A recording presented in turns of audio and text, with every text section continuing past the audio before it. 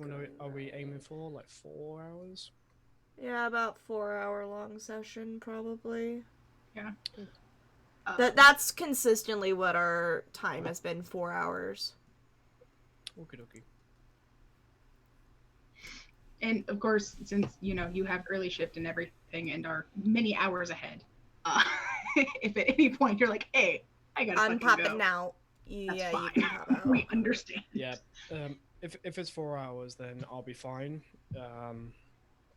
Because I've got to leave here by. Sounds. I have to leave my house in exactly 7 hours. Okay. To get there on time, so we're good. Okay. Booker. Thank you. You just got in the room. Like, literally, you walked in and then I closed the door and you turned around. Like, no, stop that. Stop that. Get some help. My father, I must move freely. Yes, and I must be able to hear. Anyway. It's really weird to be settling down to play this game while it's still light outside. Yeah. Because we always play later. Nate, could you change your name, please? The internet is watching. The internet is always watching. Yes, I'm watching you, Wazowski. Always watching. Nah.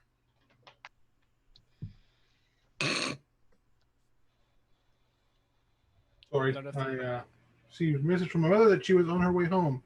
It's her birthday today. Happy birth. Happy birth. Happy birth to my Muda. She went and got her. She had a coupon. Granted, she got this coupon for the nail salon last year, but it was bought for her birthday a little bit after, so it just still worked. She went and got herself a pedicure and a manicure. When she goes up by my grandmother's to pick up her cake, we'll be home, so I made her burger. Also took her car out to be cleaned today, which is one of her only request.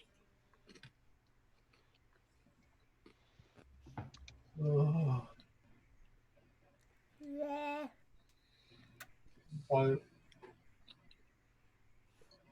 I hope Scotland is lit up a little bit so I can actually do something for my birthday. I'm really pretty sure I'm gonna be home alone for my birthday, so yay.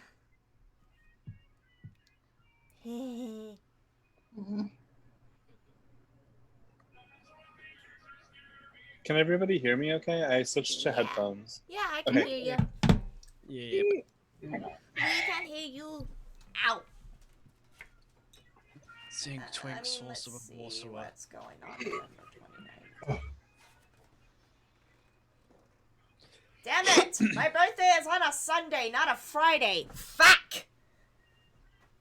Oh, yeah. Oh. I was hoping it would at least be on a Friday. Oh.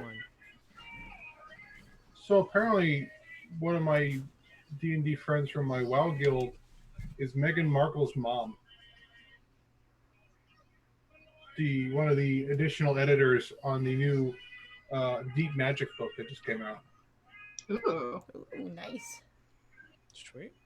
I didn't know that. I knew that she was an editor. I knew her was an editor on the books, but Meghan Markle. Why do I know that name? She married Prince Harry.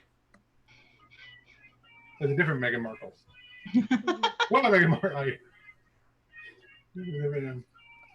Like, she married Prince Harry and then said "fuck you" to the Queen. I like her more than I like Duchess Kate. I will admit that I like Meghan more because she's just like "fuck you" to the royal family. Fuck the bourgeoisie.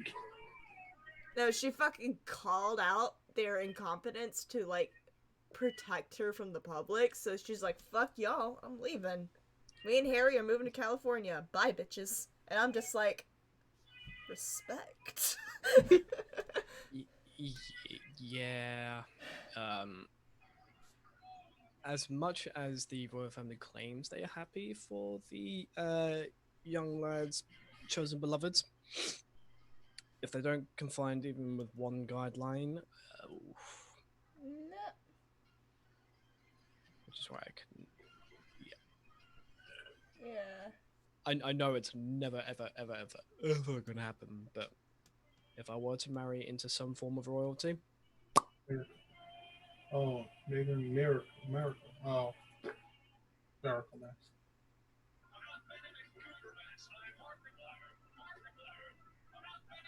I hear Markiplier. Sorry. This is Jim Kingdom Chronicles time, not Markiplier's time. get the fuck out, Mark. Okay, we love you, Mark, but this is our night. Hi, Katsune. Hi, Ray. Hi, Luna. The only time What's up, Markiplier Katsuna? shows up is when Ben decides to cut. Ben decided to DM as Darkiplier. That would be fucking. That would be terrible. That is the Halloween episode. Shit, Yes. let me see. Wait, Halloween's on a Saturday, isn't it? It's not a Friday? Halloween. I think Halloween's on a Saturday. It is indeed. It's on a weekend. But oh my But god. technically, we technically could have a session right before Halloween, so we can make it the Halloween edition. Oh my Halloween God. Eve, TikTok, D&D shit. All Hallows Eve.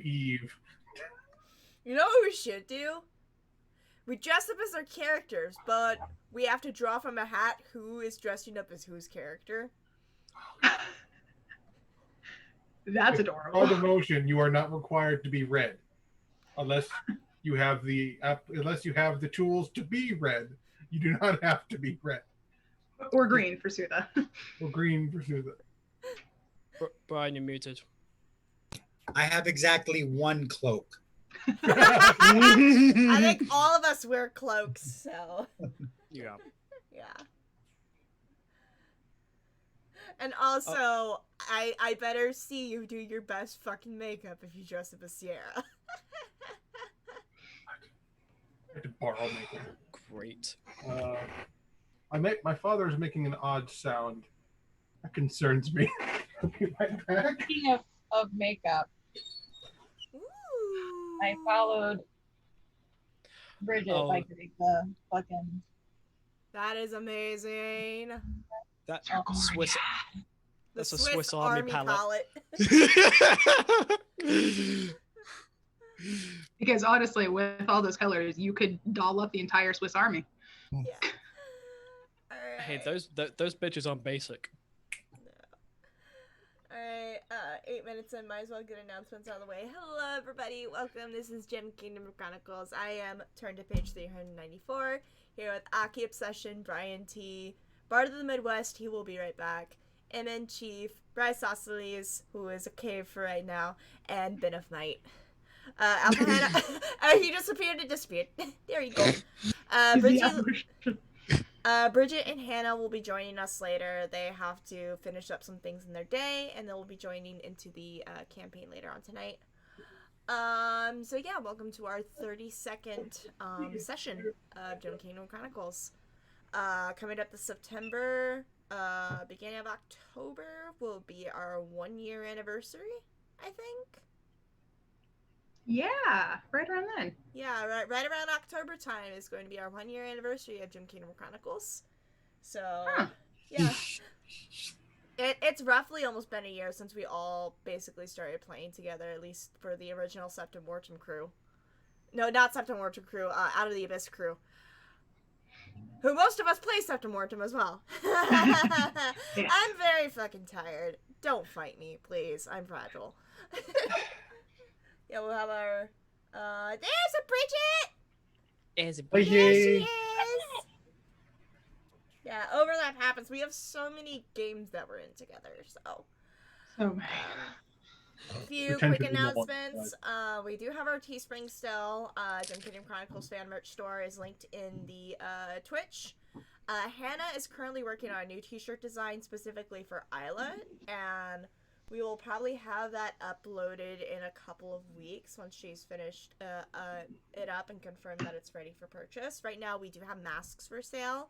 The original Jim Kingdom Chronicles logo, as well as the GKC Amethyst logo designed by Sarah. We also have the original 5 crew in chibi form that I have designed myself. We're all kind of starting to design our own merch, and so it's going to bring in a lot more creative style and art style for you guys to look at and to purchase. So we will update the store hopefully very soon. Remember, this is a movement, not a moment. Make sure you continue to support Black Lives Matter. Signing petitions. If you are going to protest, please stay safe and wear your masks and drink water. Remember, election year is this year, and your vote does matter. And here in Kansas, we're coming up to the deadline to vote, so make sure you register to vote so that by November you are ready to go to the polls or to send in your mail-in ballots. If you're doing a mail-in ballot, do it early, please, because the Postal Service is kind of fucky right now. Make sure you're supporting the USPS as well. I know not a lot of us have really good experiences with the USPS, but they are one of the cheaper postal services out there, and a lot of small businesses mail out through them as well. So support Black Lives Matter, register to vote, and support your local post office.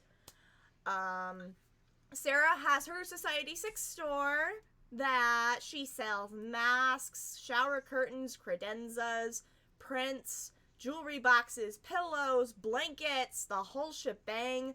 I remember one of her recent uploads was fairy homes, which is a bunch of cute little mushrooms. So if you're a mushroom slut like me, definitely go check that out and support her little business there.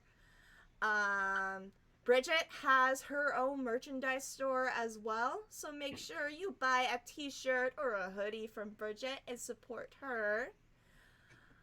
Ben has his own YouTube channel, B Coops of Might. He uploads 3 times a week, so please go subscribe to him. You just passed 50 subscribers recently, yes? Let's see. I have almost 60. Yeah, you're up to almost up to 60 now? Almost 60. Almost. All right. Please go subscribe to him. Let's get him up to 100 fairly soon, because that is a really great milestone to reach on YouTube. So let's go support him. Go follow him on the YouTubes. And also thanks to the contributions of Luna, actually, who's currently in the chat from like a commission and then a little extra because she's wonderful. I have a new capture card on the way, so I'll be able to start uploading again. Yay! Right now, Kitsune says right now it says 62 subs, so at least hit 69, because wait. Nice. Yeah. Other stores, petitions and stuff design. Go follow our moderator Kitsune on his Twitch channel. You see Kitsune, he's here every Friday, and he's the one who uploads all the links of the sites that we mentioned in our announcement, so please go support him as well. Do it.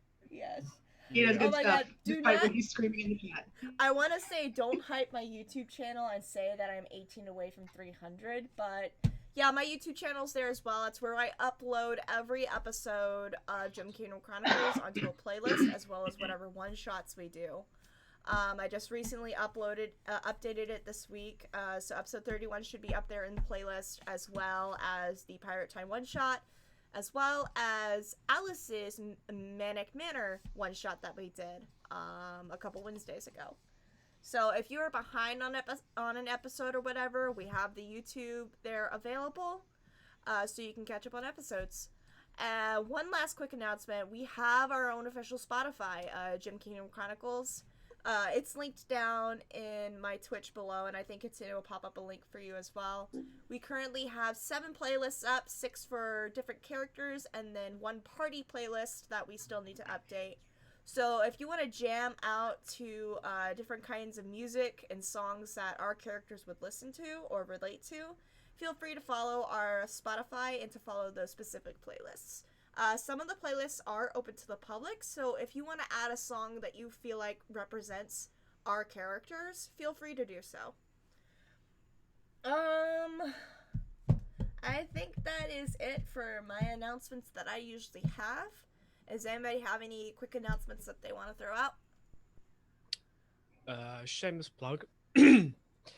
I'm beginning to stream on Twitch on Sundays again, because I need to get back into that.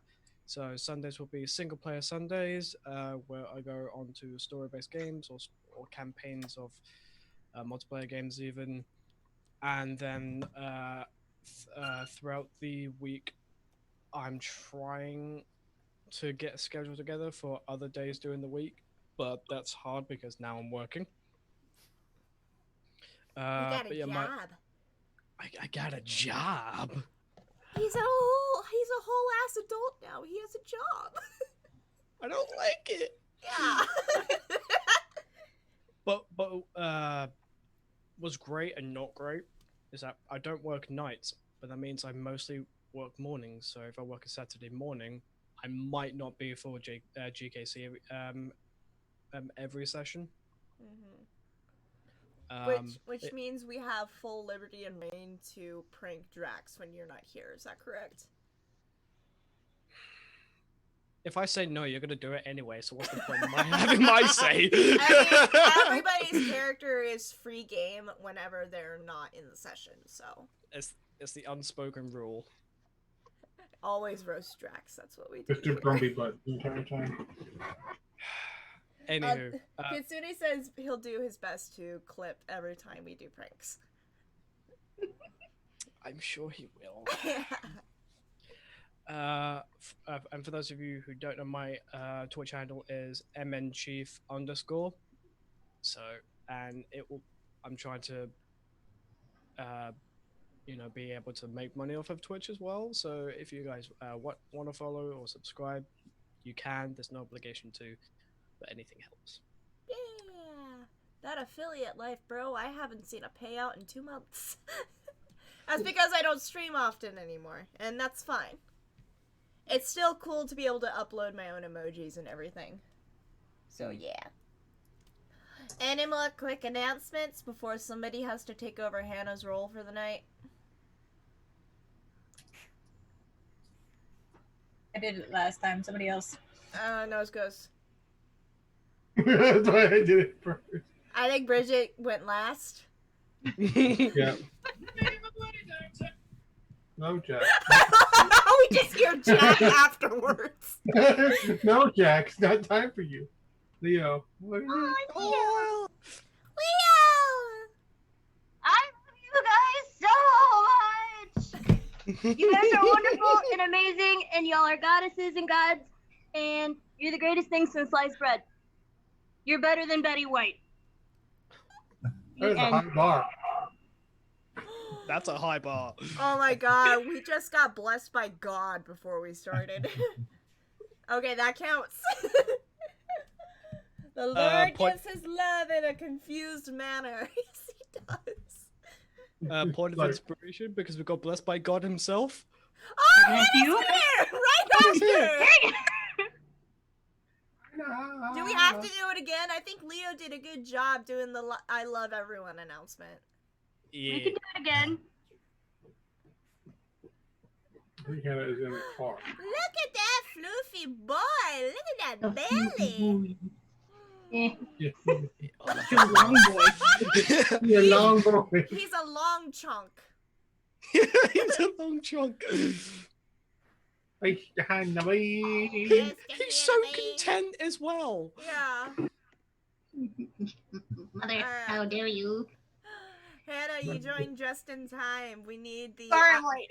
No, you joined just in time. We've reached the point of affirmation before we start rolling dice. So it is your turn to take the floor. Although Leo did a pretty good job impersonating you. Tuna, if you're here, can you cut that and send it to me, please? Yeah, can you please clip Yeah. that and send that to Please. Bridget because she wants to see it. He's adorable. Leo's like, I'm out of here for a little Yeah. while. I'll do 5,000. No, I have a giant box on the floor, so he's like, I'm gonna go there. He's like, I must go sit on my throne. Yeah. The temple of Leo. Are you ready for the love? Yeah. Never. Ready as I'll ever be. We are never ready.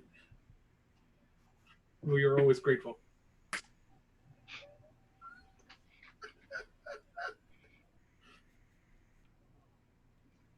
love you so much. You guys are amazing. You're all really hot people, and you guys have great personalities. You guys are awesome, and I love you guys so much. Okay, I love you. Bye. My God. But Seven Dead- fastest one. For those of you who are fans of Seven Deadly Sins, full counter. Fuck. Look, I gotta keep y'all on your toes. Like you never know what's gonna come out. So Oh, Alice, her parents are like, people pop in the room like, why are you shouting love and affection at the top of your lungs?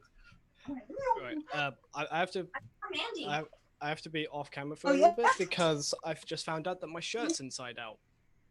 Because I'm a Ain't that dumbass. the greatest feeling? Try it being your work shirt as soon as you walk into the building. Oh no. There's an Alice bean. So I'm just like, I need to clock in. I can't talk to anyone. I have to go flip my shirt. All right. So, if that's it for announcements and words of affirmation, I think it's time for us to dive into tonight's episode of Kingdom Chronicles. Tonight, Sutha is being played by Max, and I'm okay with this. It's okay. I just want to see a little fluffy cat appear in Sutha's place. You gotta. Every time Sutha talks, it's just Leo on the camera. Yeah. Yeah. Anyway. Previously on Kingdom Chronicles. Oh, she is. But she kind of is, though. Poor baby. Yes, we love She's her. 15.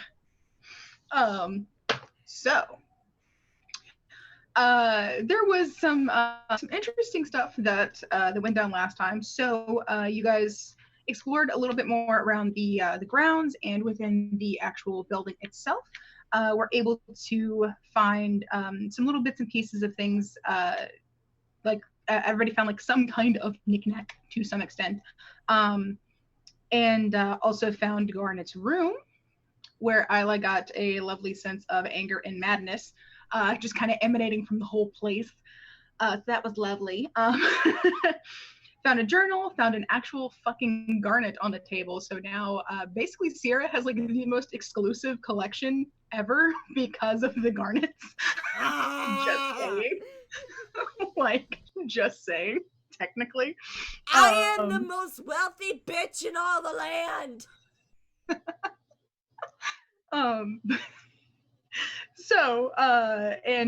Isla could recognize that emotional signature if she encountered it again that they got off the journal.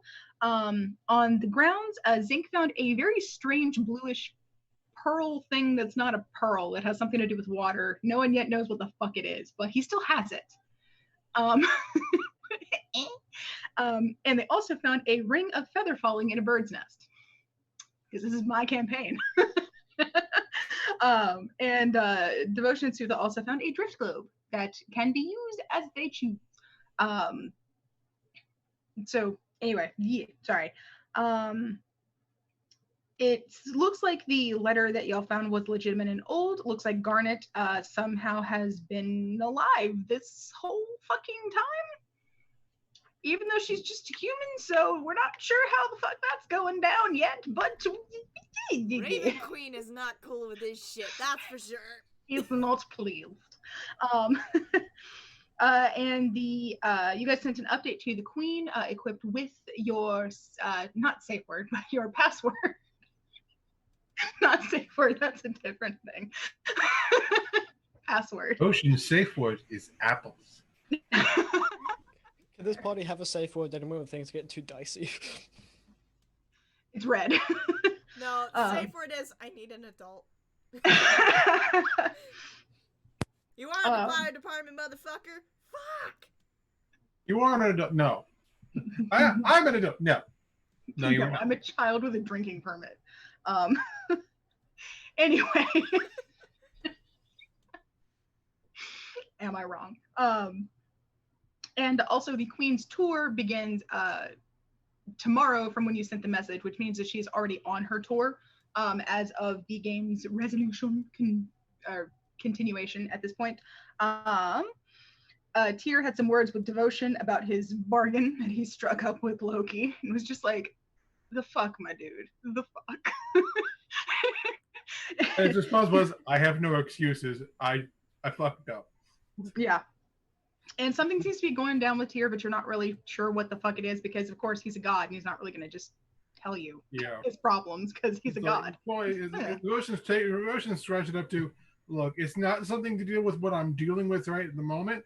So he'll tell me when he feels like, if he feels like it. Exactly. Like, you've got your You own guys problems to did deal with. manage to avoid a drow patrol and did have to follow a little bit behind it so that you could actually get to Mesobarathan as soon as possible. Then there were some scouting bits to see like what else was going on there, as well as there was a small prank on Drax already. I don't know if you heard about that. Some sneaky person who had invisibility cast on him may have tied Drax's shoelaces together. Wait, Zink is a cahoots? This is new to me. Well, he had invisibility cast on him for a different reason for scouting, and just took advantage of the fact that it was still active.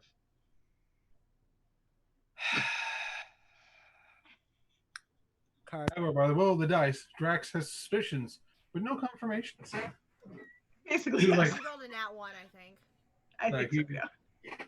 More of an internal monologue. I know too many fucking sneaky people. This sucks. Yeah, basically, like, I know too many people. It could have been any of them. Fuck all this. You guys found a little hidey hole for your campsite for the last evening. Sierra read the letter that Devotion gave to Deeren to give to her about the information on the doll maker, and because of 2 nat 20s in a row, did not have a mental breakdown. Actually managed to keep her shit together. Vaxil Dawn was my savior. Yeah. Savor Yeah. the flavor. Drax, we were all just as fucking surprised. No one more fatigued. Like, I'm sorry, but Nani? Okay, so he rolled a nat 20 and then a nat 1 on something, and then he rolled me a nat 20 again, and I'm just like, you little shit. no, This little rogue fuck right here. Gotta keep it cool in enemy territory. Liam O'Brien was playing with me last week. He's just sitting there at home thinking, hey, somebody rolled a Vax dice. Boop. Just a little nudge. Yeah. So that might sort of inform her character going forward. It's of course up to Paige to see how that like shakes out, but that was really fucking cool when it happened. Just saying, really fucking cool. The breakdown hasn't hit her yet. I don't know if it's a good or bad thing because you're even deeper in enemy territory now. And I have an anti-tank rifle. Oh yes. Deeren got a message from Xander with some updates from the one shot that Paige did a couple of weeks ago, which I think was very on brand, thankfully, from London. So yay. fucking hate the sea. Fucking hate the sea. Fucking dragon turtles. We're alive. We're going to Pendalin. Fuck the sea. Basically, yes. So, you guys had watch and some pretty cute like character moments happened between that, which was really nice. All in all, Sierra got to have a little bit of a heart-to-heart with Deeren and Isla actually, which is also good. She had like a good emotional night, honestly, which is nice. I only cried once. Only cried once. And Isla's now wondering if it's possible to potentially restore her eyesight. Sierra asked the Raven Queen, who thinks potentially, but she would recommend seeking out a deity that's more fully focused on just healing, since she's more about the balance between life and death and keeping those things active. Whereas healing grievous injury, she just would recommend a different deity, like ask somebody else basically, like thinks it's possible but doesn't know the specifics. So that is a little thing that y'all might be able to figure out. And the last shot that we had was of the Drow Queen smiling and saying the festival should be to die for. with a vicious grin.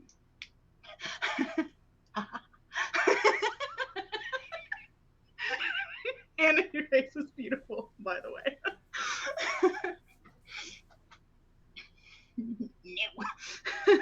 Nine! Ooh, that felt good. So, cease and desist. Cease your villainous revelry.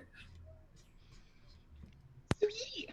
And when you woke up in the morning, there was a lot more like foot traffic and stuff going on, and there were some traders that were mentioning something about like a festival or something to that effect going down, like from what you can make out among like the dwarven and a little bit of the undercommon, I think, for devotion. Devotion speaks undercommon. Devotion and Isla Or speak. Isla speaks undercommon. There we go. So, which is gonna. Could not remember. I told Hannah before that I was like, Devotion and one Isla of you would be like guys. low key picking One up of on you all the speaks it, gossip one of you around can town. read it. Yeah. Well, technically, I can read and speak it. It's one of my languages I picked up. But I told Hannah, Isla and I Devotion. speak it, can't read it. Yeah, I told her we're going to be picking up on all the passerby gossip going around town in Undercommon. Alrighty, so it's morning. You guys are preparing to crawl out of the little hidey hole that you found, like in the cavern walls, basically. It served you well for the night, which was great. And you're able to, it sounds like the place that you can sort of emerge from, which is where you came in the previous night, it does seem like it's not being traveled at this current time. It's a little bit more, it's a little thinner, narrower than some of the other paths, especially like for places that have, or people that are traveling with like caravans or pack animals or stuff like that. So it might just be a thing of convenience. Like, sure, it exists, but also I'm not wiggling my way through here with an anxious donkey. So I ain't gonna take that route. So you guys can actually emerge without anybody being like, did those people just crawl out from under the fucking wall and drawing attention, which is great. The two words that stuck out to me was anxious donkey, and I'm like, wait, that needs to be a t-shirt.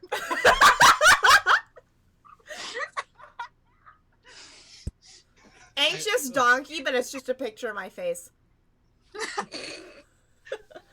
That's the name of the pub. That's the name of the bar that the group opens, called the Anxious Donkey.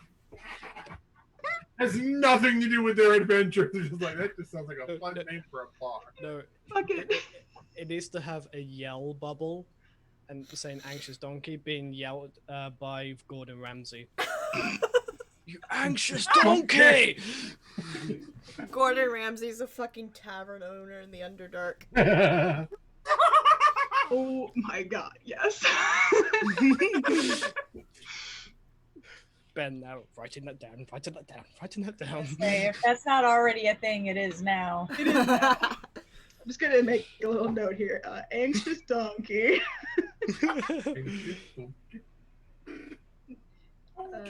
Let's see, tavern owned by Drow Gordon Ramsay.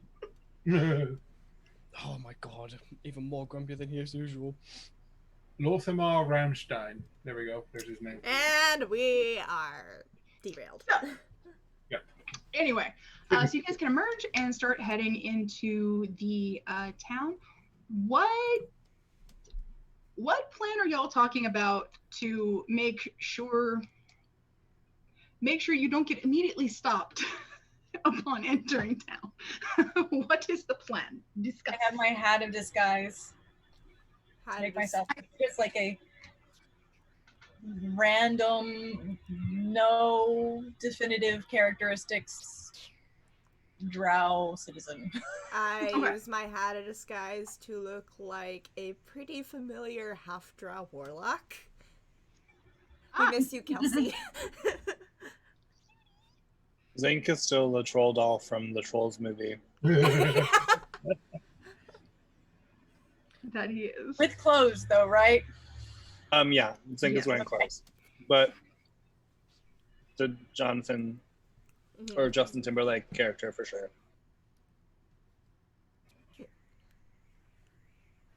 Question. I can't remember. Paige and Sarah, does Isla still have the circlet of disguise, or did she give it back? We took the circlets back. That's what I thought. But I bought an extra one. I thought. Yes, you bought an extra one in Black Hope. No, he bought an extra amulet of protection. Right, but he against... also bought a hat. Oh, okay. I'm pretty sure I bought a hat, so there should Okay, be. so potentially So you guys I'd can say have... Isla would probably still have a circlet as well. Okay. So yeah, so you guys can have 3 people that look like drow. In that case, I will use the circuit. I have a lighter purple complexion.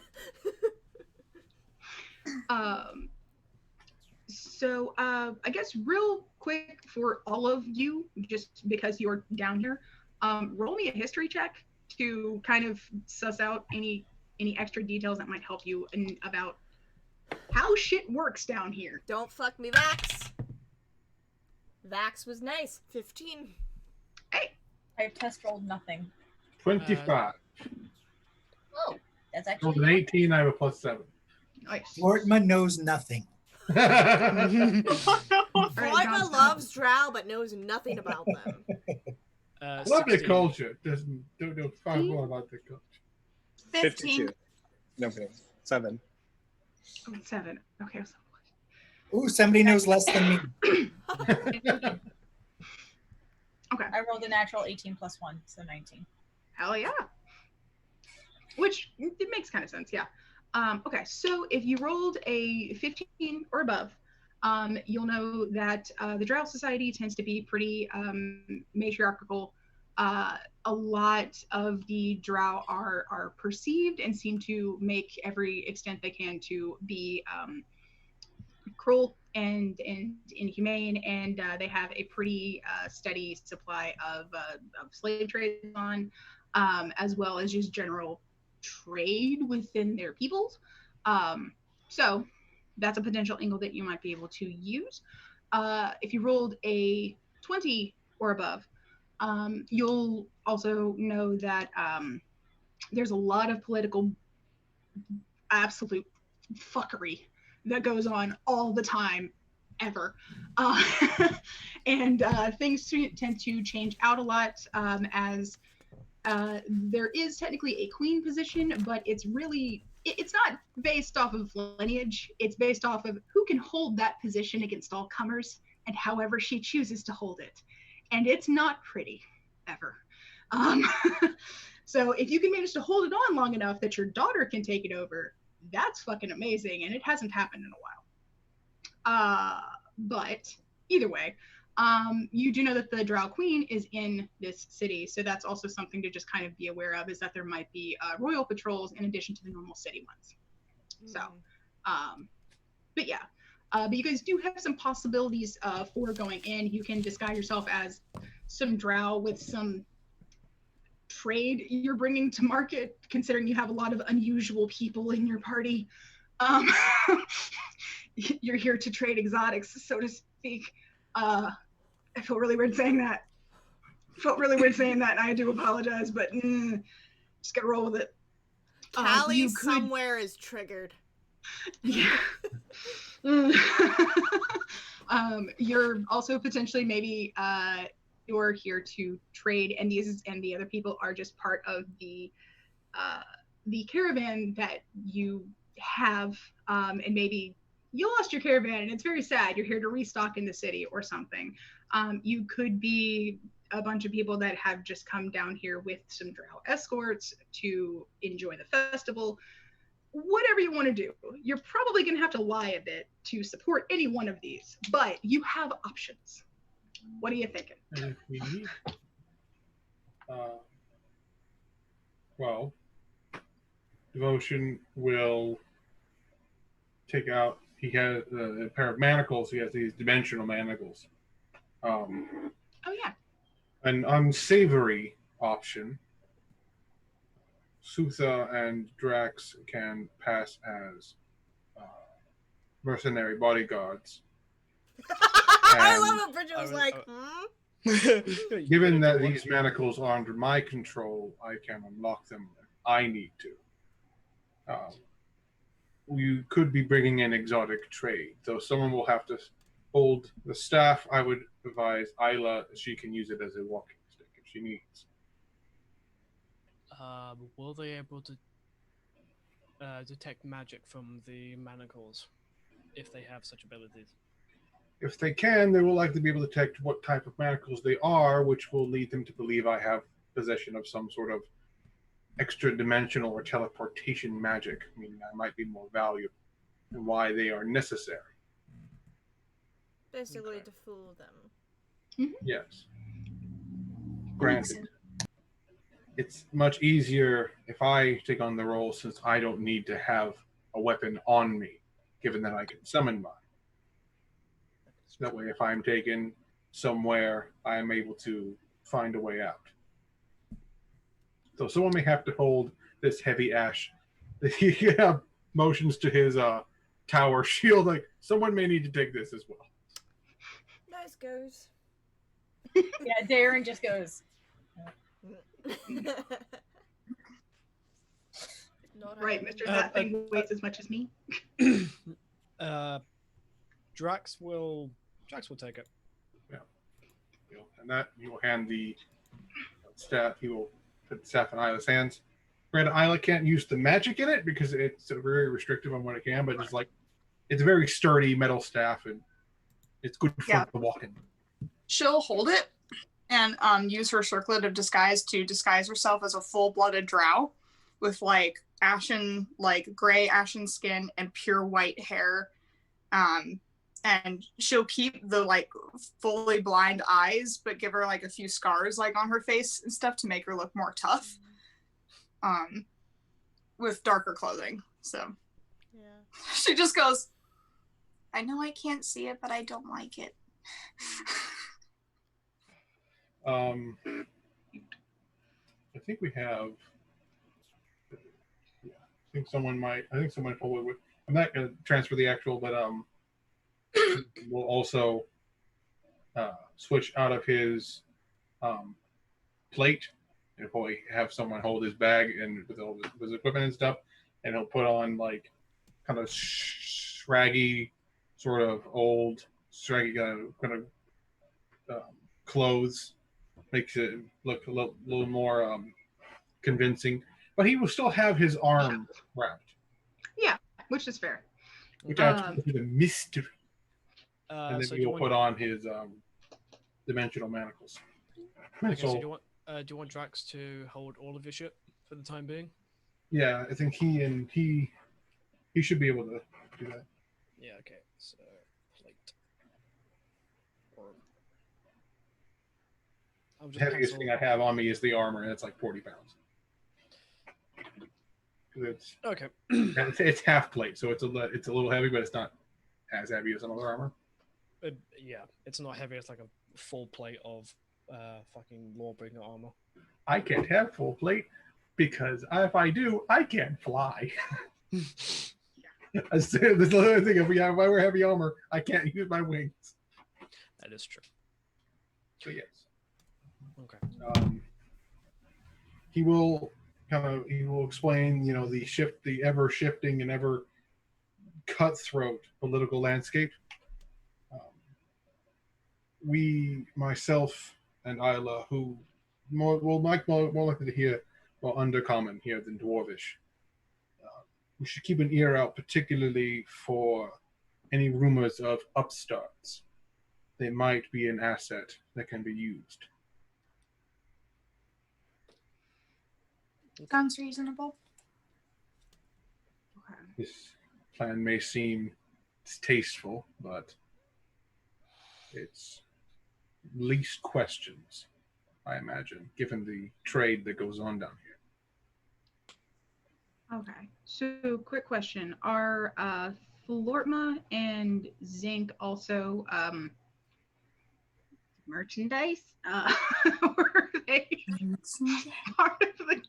Or are they part of your trade group? Because potentially you could tie them up with rope just to make it look convincing, but something that they could slip out of easy.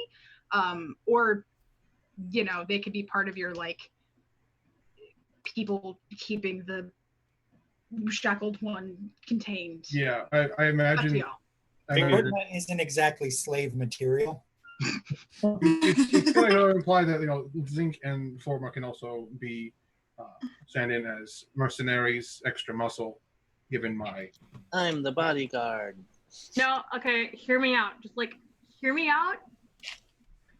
Uh-oh. Star Trek: A New Hope. The Wookiee's the prisoner. Boom. Did you say Truth is the Star prisoner. Trek: A New Hope? It is No, Star Star Wars. Wars. Star Wars: A New Hope. I heard you say Star Trek. Star Trek. My bad. Both are awesome. I missed it. It was like, We could combine it. oh wow, All of the nerds are Lord. triggered. All of the that'd nerds be are triggered. hilarious. Anyway, I never I'm would just do it. saying. You're We lucky could do the- Jerome didn't just barge and say, "The fuck did you just say?" I don't care. They're both amazing. No one can tell me different. That's They fair. are both amazing. It's true. Just very. I'm just saying we could totally do the thing from A New Hope and like have the Wookiee be the prisoner, and by Wookiee I mean giant orc, and just like yeah, you cut an orc to me. That was what I was thinking to begin with. I Star think, Trek: A New Hope. The orc gets captured. Stop saying that. I don't like it. well, I think Sutha, you and Drex were going to be like the hired guards for the tradesmen.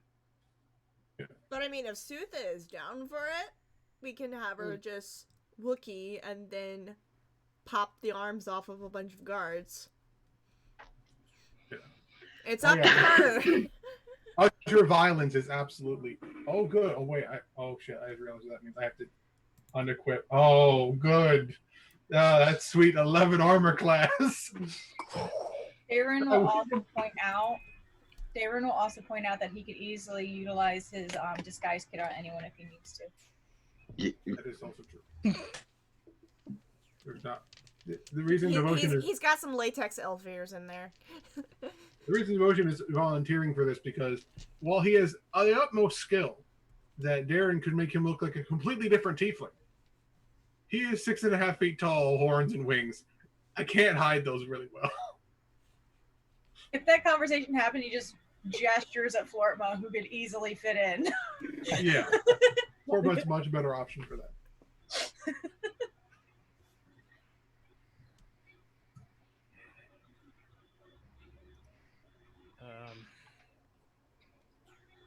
Yeah, I think Flopma would do better for Drow disguise. While I mean, yeah. Mm-hmm. Yeah. Yeah. I could do that. He's dressed in all black. He's an elf anyway. Let's get him some gray face paint. Mm-hmm. Or faintly purple. Or faintly purple. Mm-hmm. Could easily make him look like a drow. Zinc is disguised as a Sverneflin. Sverneblin. Sverneblin. Yeah, that's the one. I think Sierra might have some like white hair chalk that Flortma could use. Ooh. So I could. I rolled once for the disguise kit because I thought I was just doing it. But if Sierra is doing that hair track, does that count as advantage? Yes. You are working together. The couple who does makeup together stays together. It's Dirty 20. Ooh, very nice. Very nice. That's what I'm fucking talking about. 12 plus 8. For those at home, why I made a comment about my armor class, I went on my previous armor, so my stuff on 21, cool. And now it's dropped down to the. Why is that? Alrighty. Cool. So, okay. So with that, you basically have 4 drow tradesmen in the party. Is it just devotion that is the merchandise, or is it devotion and Sutha? I think devotion and Sutha will probably be Okay. more advantageous. Mm-hmm. Cool. I'm okay with Sutha being a mercenary. I'm okay with Sutha being the merchandise. I don't care. As long as she gets to rip someone's arms off. Right? And it's a win-win. Roll to rip arms. Roll to rip the arms. Kind of play Wishbone with a bitch. Okay. Cool. In that case, yeah, we can do that as to where like you have two things that you're bringing to market. This feels weird. Into the R. Trading Because if it loaded, drugs. I feel if a load of people are mercenaries for one person, it might be on the suspicious side. And this is definitely Drax talking. But if we have two people, it kind of makes sense. Mm-hmm. Don't be suspicious. Don't be. Don't be suspicious. Don't be suspicious. Don't be suspicious. Don't be suspicious. Don't be. Arlo, where did you get that weird song from? Actually, I've heard that song too. It's Where is everybody hearing this song from? I didn't teach you that. There's a specific bard college. It's called the Toctic. Bard College of Toctic. Yep. Seriously. It's a canon. And what city is this Bard College located in? I think Your bite dance. I'm not sure. The town of Intranet. It's located in the country of Downspite. So Zinc can pose as a merchant, I guess. Since Yeah, you can be one of the ones that's with this group of people. Yeah. Is he Khajiit? Does he have wares for coin? Oh, I love Khajiits. Khajiits.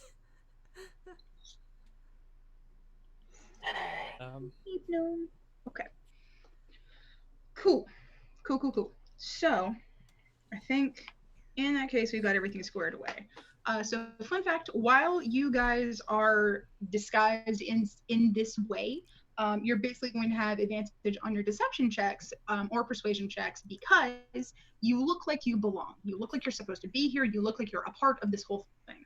Mm-hmm. That advantage will last until something goes fucky and you suddenly become suspect, either because you just roll a nat 1 or something. Basically, until something happens that kind of makes it suspicious, that casts suspicions on you. Unless that happens, you will have advantage on your checks to not get noticed. Now listen, Vax. I am trusting you not to fuck me over. Gonna have a discussion with the son.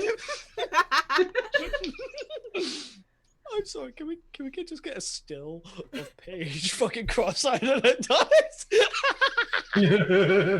I'm sorry. I'm sorry, but that was great. Somebody watching this on your phone, screenshot this. Eyes on the prize. Listen Ow, here, it you hurts to do that. Ow. A little bit, yeah. There's also a new Kitsune t-shirt is clipping it. Okay, so we can get a screenshot from that. Beautiful. There's also a new t-shirt design. Listen here, you little shit. Right next to the anxious donkey. Yeah. And Gordon Ramsay's tavern. Yep. Yep. Okay. Oh my god. I'm just Anyway. trying to remember why the fuck we're in town right now, aside from my dad. We're here to find out what the unrest is and shit. And the Yeah, movement. basically the queen had asked you to come down here because they were starting to do a lot more raiding up top, which they hadn't done before, and there were rumors of some unrest and other shit going on. So she's hoping to either figure out what that unrest is, or to maybe even have some kind of talks with the leadership here to see if maybe they can work out something so that they'll back the fuck off while there's like bullshit afoot with Missy. There's bullshit afoot. Bullshit. There's also been talking about some potential missing people. Was there? No, I don't think so. Okay. I think I didn't know that was part of the attack, so they're just getting people to fuck off from basically, yeah, they attempted, I mean, because it's Drow Raiders, they did attempt to take some people back, but they weren't missing anybody, at least not that I remember. But they also can't settle the new city of Topaz, which is a little bit closer to the maw until this shit gets cleared up. So, you know. But yeah, man, it has been a while.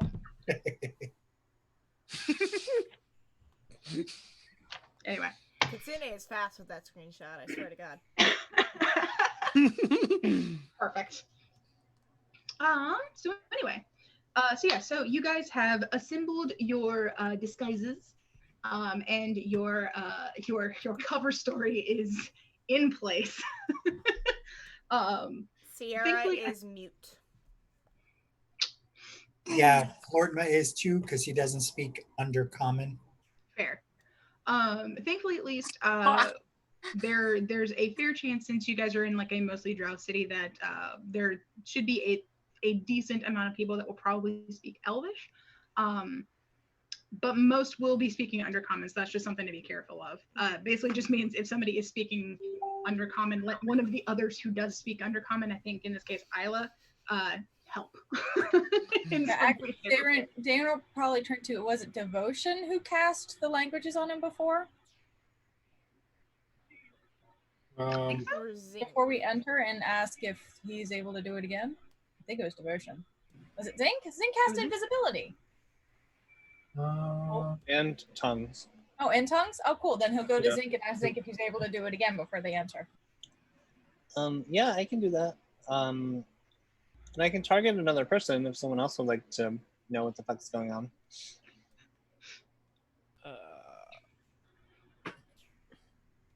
I mean, I'm alright not speaking it. I can still communicate with Darren. Thieves can't. Drax will raise his hand and say, I'll take that ability. Okay, let me get the distance I need. Oh yeah, shit. Swear to God, if you turn into a plant. Alright. Milo or Riddle?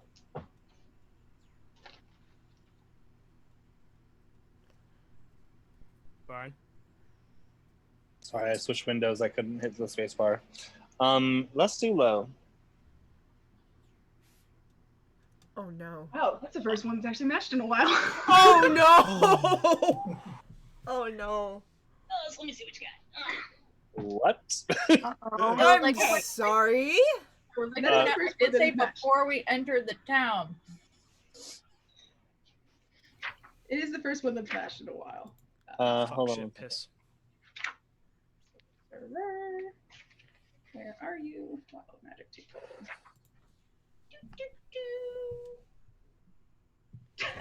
Fuck a duck, screw a kangaroo.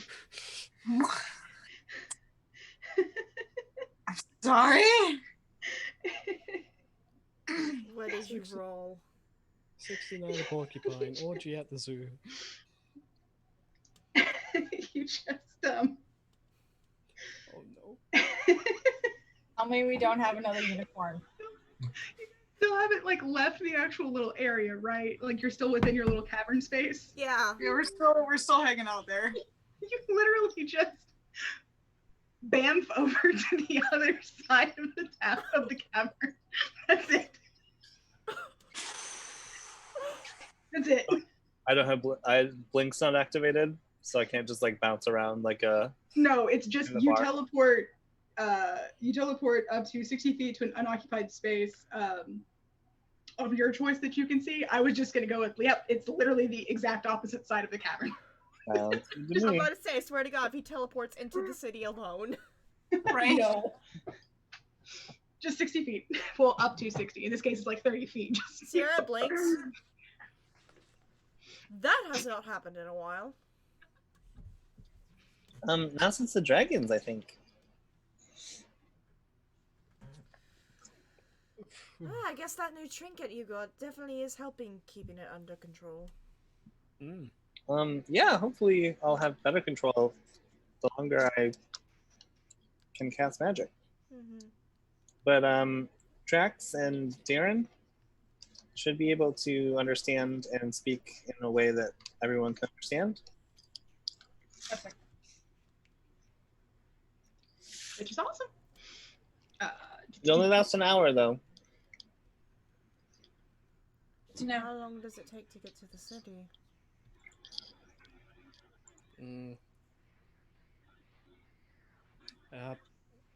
Depends on the traffic, I imagine. Zinc would have cast it like at the most optimal time. So if we weren't in the cave, I would have just distanced myself and then cast it. And then you end up like right back into the group after you cast it. That's fine, as long as it's not a fireball. Like, I'd rather like not set you guys on fire most of the time. Right. Very, very fair. So you guys are like right outside the city, so it's only going to take you about like 10 minutes to get to the city itself. Okay. Once you kind of head out toward everything, like I said, the path that you're on is not traveled really. So you guys kind of emerge. I'm guessing our marching order is going to be a little bit changed up this time. So I'm guessing because Sierra actually like knows the paths here because of the maps that she's gotten of Mezzo. I'm guessing she's in the front. That is my supposition here. So I guess, do we want to do Sierra, Darren? It's probably better to still go 2 by 2 just because it's a crowded city. So Sierra, Darren, and then who wants to, I guess, be in the second row?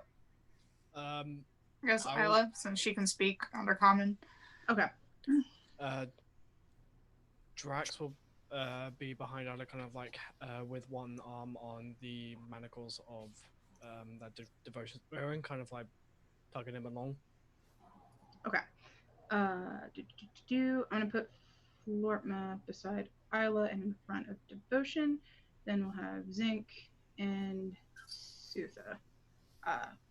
So that Sutha, well, yeah, that'll be fine. But okay, cool. So you guys are heading into the city, as is suitably dramatic because this is my campaign and it's dramatic as fuck. Hell yeah. As is suitably dramatic, you guys kind of round a corner and you can hear all of the sounds of the city and of people traveling, and they start to echo and fade in a way that you haven't heard things do since like you had wide open spaces. And as you come around a corner, you can see that this is indeed a huge wide open space still underground. It looks like this has basically been something that was continuously hollowed out and carved and expanded upon over centuries at this point. There is a huge sloping, almost amphitheater kind of feel to everything as it kind of goes up and back from a centralized point. So the newer buildings are kind of here. They look like they're filled with a lot more just like normal, everyday kind of schmucks comparatively.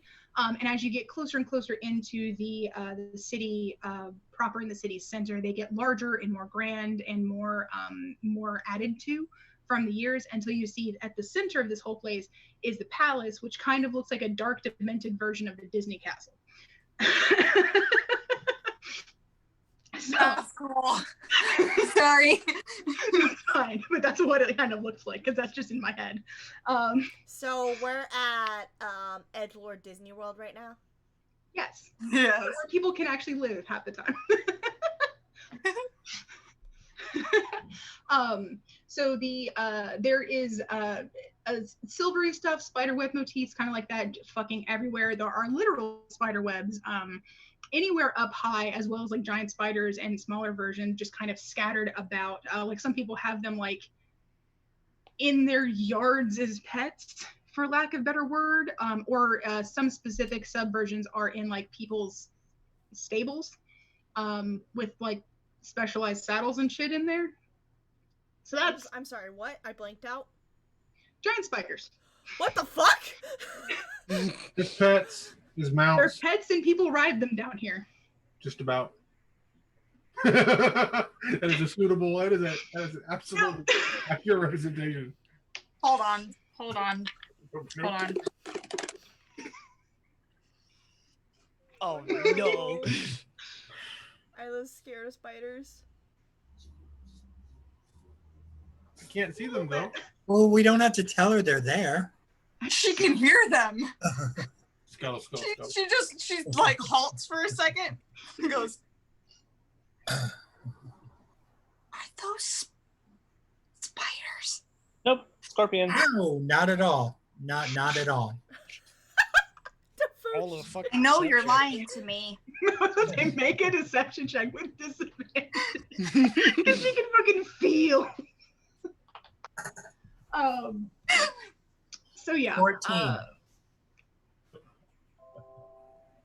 Isla, Wait, hold on. Would that insight be with insight? advantage for Isla because she's right beside Flortma and can literally feel the difference. Yeah, no, yeah. 23. She knows. You tried, dude. You tried. It was a good thing, but you tried. She goes, I know you're lying. They're just small ones. They're only a couple. So yeah, so there are so people just literally have them like kind of in the yard like dogs or in the stables like horses, depending on the type and breed, for lack of a better word. Looks like the rider ones, for those that can see, look closer to like jumping spiders, and the other ones look closer to like grass spiders. I don't know. I don't like spiders either, Okay. guys, but like drow are all about them. Jumping spiders are cute, but at that size, that's terrifying. Yeah, that size. Nobody wants Anything that size that shouldn't be that size is like, please no. That was legitimately what my character's fears is anything bigger than it should be. Yeah, if it makes you all feel better, I don't like spiders either, and this is one of the things that I hate about like drow shit, but it's true to drow shit, so here we are. Anyway, so passing all that by, there are tons of people around you and flooding in. You can see all of the all of the abyss races that are just chilling out here. You can see, of course, the gray dwarves and the deep gnomes, drow everywhere, as you can imagine. There's it looks like there's a predisposition to have like larger groups of like guy grunts with a much higher ranking lady, either who is much more martially adept or who is magically adept, kind of with them as part of the patrols. They seem to be focusing a bit more on anybody who doesn't have drow with them. So you guys are actually doing pretty well in that you don't get stopped, because you've got 4 as far as she can see. So yeah, so you guys are going through. You can hear the voices and stuff echoing off of the walls of this huge space. If you look up, you can actually see that they've done some interesting stuff where the top of the thing is a bit too far for even anybody who lives down here to actually see the roof, for lack of a better word. But it is studded with multiple self-illuminating little bits of stuff and potentially even maybe like glowworms or something. So it sparkles and twinkles kind of like an actual night sky. And not gonna lie, it's pretty.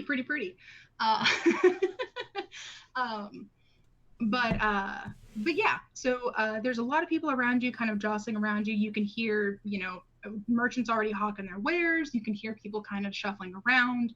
And you can also see like those patrols that are kind of going around. One of them eventually does come up to you guys and seem to be in a little bit of a hurry.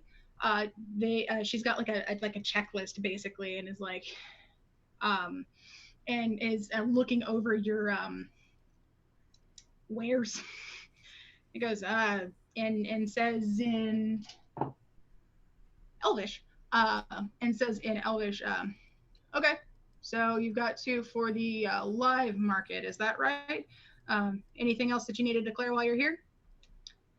So she's talking to Sierra and Diran, who are at the front. She is speaking in Elvish, so you have the potential to respond back in that. Who wants to talk? And what do you say? Sierra is still acting mute. Okay. Yeah, I'll speak of in Elvish.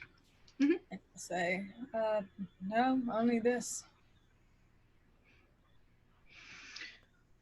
All right. Well, if that's all you got, you should be able to get in on the next auction. It's in about 3 hours. Just head centrally in the city and eventually swing east when you start seeing the signs for live auction. Carry on. I have a comment real quick. Anyone who has tongues cast on them, when they speak, we can all understand them, but we can't understand what the person who's talking to them is saying. So we can get contacts from the responses if Darren or Drax want to phrase their responses in a way that like we can be like, okay, just a role play and like system note. All right, back to it. Sorry to interrupt. Darren will say, perfect, thank you. Tavern, while we wait? Yeah, if you want a tavern, there's one down that way. It's run by a real pretentious prick. It's called the Anxious Donkey. Have fun. It's in game. Sierra just like raises an eyebrow. I didn't name it. Ben, Devotion is going to be actively looking around for any signs or hints of Loki, since he knows that Loki was once worshipped even down here. He's keeping an eye out if there are any like people who still like show symbolism to Loki, or even if they're trying to be subtle about it, like the snake motifs, his actual sigil, that kind of stuff. He's gonna try to keep an eye out for that. Okay, cool. Noted. Okay. Neat. And Darren, by the way, you didn't have to roll anything for that because you weren't lying. This is all you have. So ourselves. all you got. But not a problem. No, just in case anyone was wondering, there wasn't a deception roll because there wasn't any deception to be had. It's okay. My deception is really high anyway, and my persuasion, the lowest my persuasion could be is a 16, so... I think you're doing the talking. So, okay. So you guys make it past the first sort of inquiry line. It looks like basically she was just trying to start sorting people that were coming through so that it doesn't get quite as congested at this part of the entryway. The roads leading down into the city are very gradually sloping. So it's not anything too severe because there are a lot of like carts and caravans and shit. So there is that, which is good. So you guys don't have to worry about like tripping over yourselves on stairs or anything. But yeah, so you've got some vague directions. Sierra, you had the maps and you had spent time to memorize them to know where the hell you're going. So if you'd like, you can roll me I'm going to call it a survival check with advantage because you had spent that time over like poring over the maps. So you can find a either like a more direct or a less populated potential way to get to that tavern if that's where you guys are going to go and like set up kind of. 17. Okay, cool. So yeah, you're able to navigate through everything and make it so that you guys don't actually pass any other large groups of people like on the way there. It's just one or two like stragglers that seem to be heading toward like the festival on their own.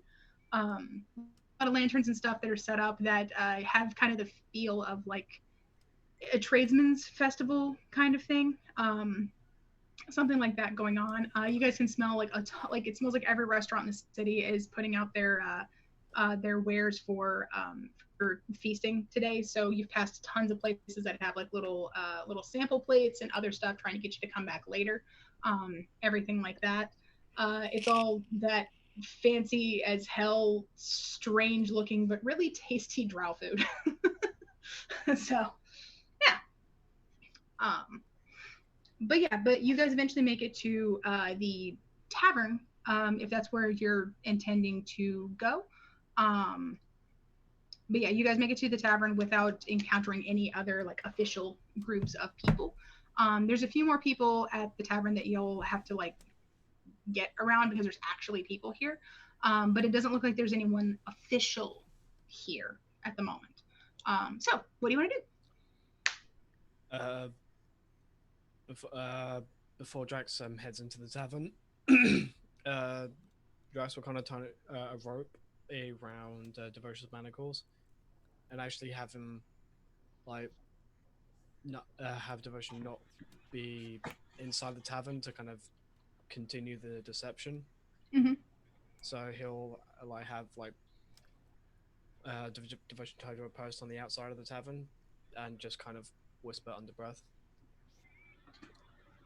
"Just stay here, and when we come back, obviously just report back anything that you see that could be of use." He sort of gives a he's in the act, sort of giving a begrudging nod, sort of a glare, even though Drax knows. It's the act. He's just kind of he's putting nods nonetheless. And heads back inside. Okay. Devotion will be listening around for some sneaky people speaking undercover. If Drax and Sierra and Isla and Florma are all going inside, Darren will stay outside so no one questions why they're just being left out there. Yeah. Okay. Yeah, Sierra will go inside. Okay. And I'm gonna grab my cashews real quick. Cashew. Okay. And I think because Sutha was part of the merchandise here, she's also out there with Devotion. Excuse me.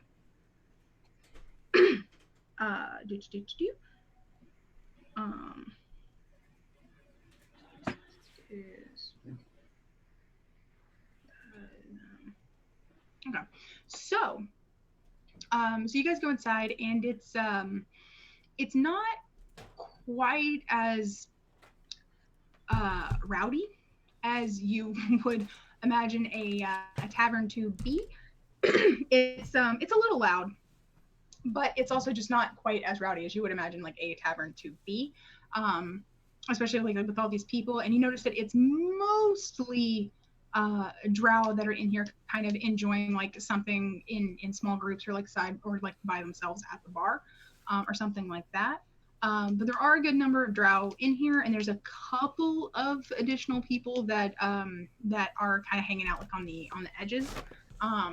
But there's at least one or two booths that are open, as well as a couple spaces like at the bar. So what are you guys thinking?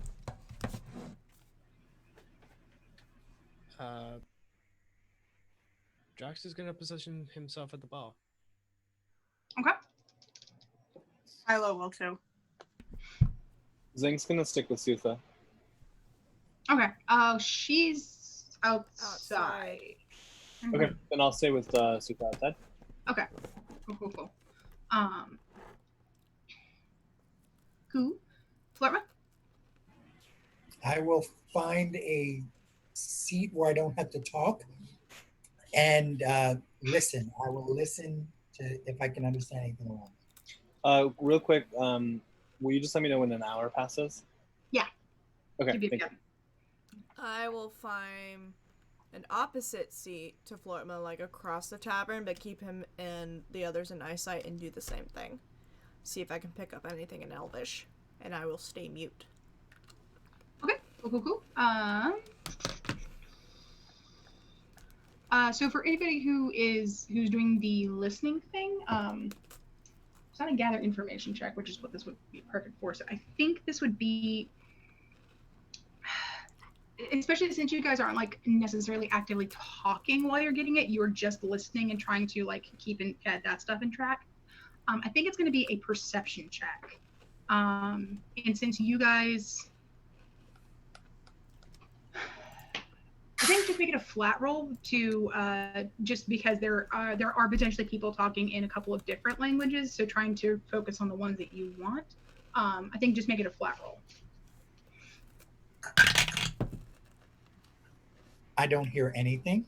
I rolled a 9. Oh. I think I hear a lot. I rolled a dirty 20. Ooh. Ooh. Florma had the unlucky, just the bad luck to Sid, where there's pretty much only people speaking Undercommon, so he's just like, I don't fucking know what any of this is. Yeah, good. 19. Okay.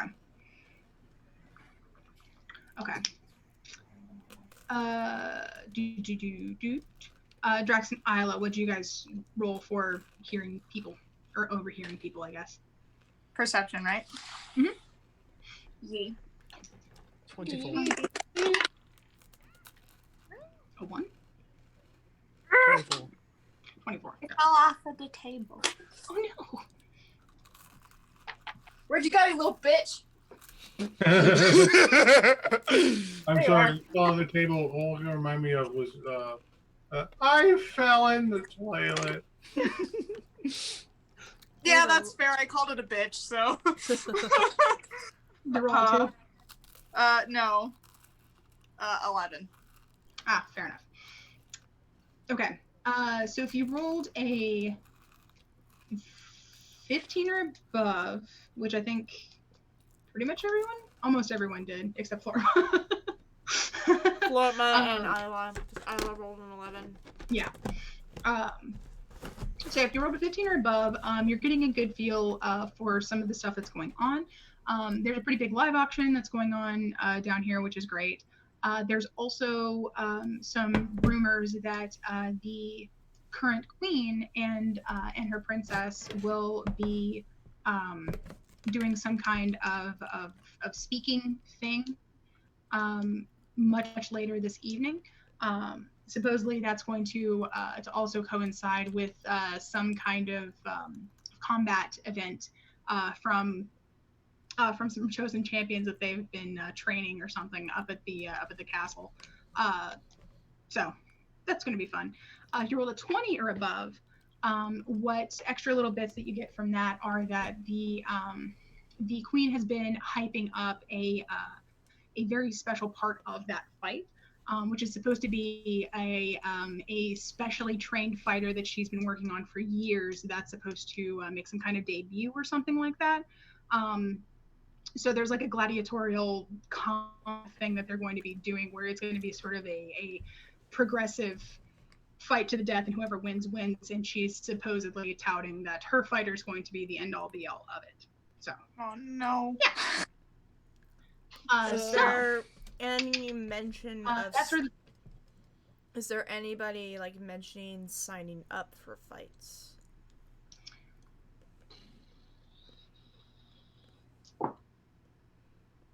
Yes.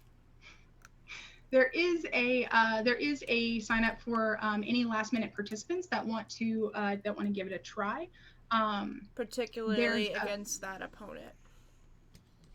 That one, it's not one that you can do specifically. It's like a bracket kind of thing. If you win, then you progress, and it just depends. But there are some spots for any last minute sign-ups. It looks like there's only 2 places left. But there is a place to sign up if you want to try.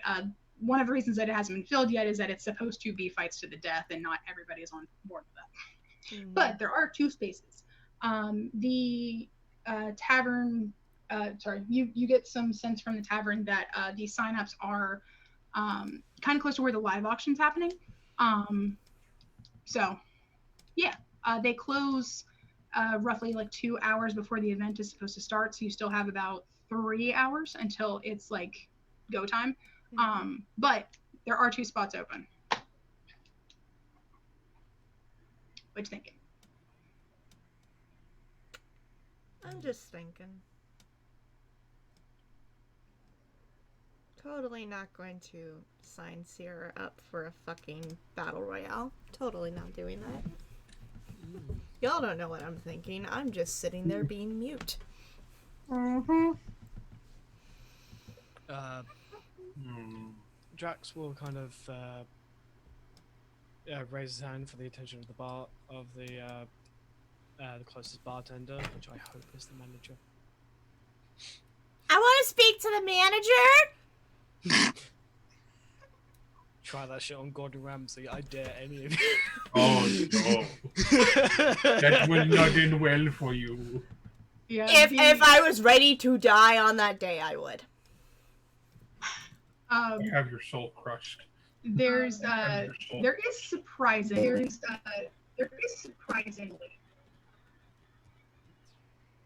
Echo? Okay, I think it ended. That was weird. Anyway, there is just a guy. Somebody's Why is echoing. I think it's Sarah, coming from Sarah? Try talking again, Ben. Can you hear me? And only Yes. hear me once. Yes. Yes. Okay, that was weird. So, there is surprisingly just one drow guy behind the bar, which is weird. Just saying. But he also is running around making drinks for people and doing like little tiny and really, really great like switch kinds of things between like this and the kitchen like directly in the back. And he's got a bunch of other like guys helping him out in the back there, and you can hear some ridiculous outbursts from time to time in a mix of like Undercommon and Elvish and some other languages you haven't heard of. It's a whole lot, but the food is great. The drinks are delicious. But he seems to be the actual like owner of the place, but he keeps popping back and forth. But if you flag him down, he'll pop over. Yep, I'll kind of just because I have tongues, I'm gonna try my hand at Undercommon. So, excuse me, sorry to bother you if you're not too busy.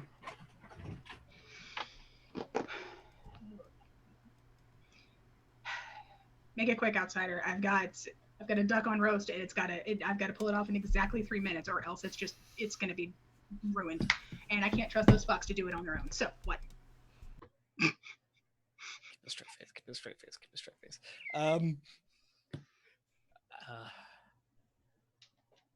What means have you got?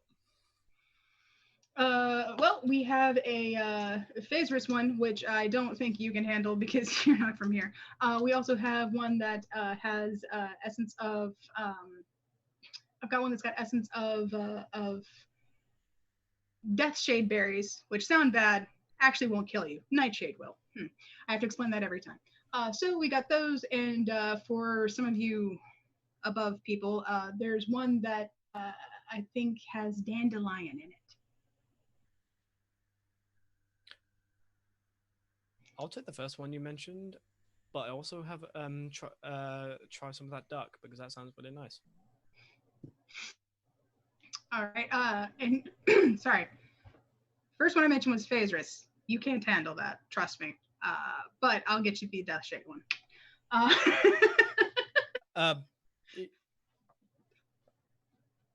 Can I make a persuasion? Can I make a persuasion roll that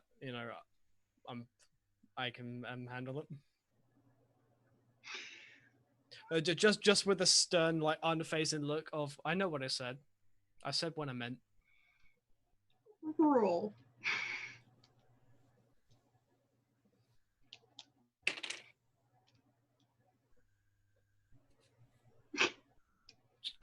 $24. Okay. He kind of gives you a once over and sighs. Okay, it's your sanity. And goes over, gets a couple of things. Within a few minutes, he brings it back with the very fresh duck. Puts it down in front of you, and puts down a thing of mead that is glowing faintly purple.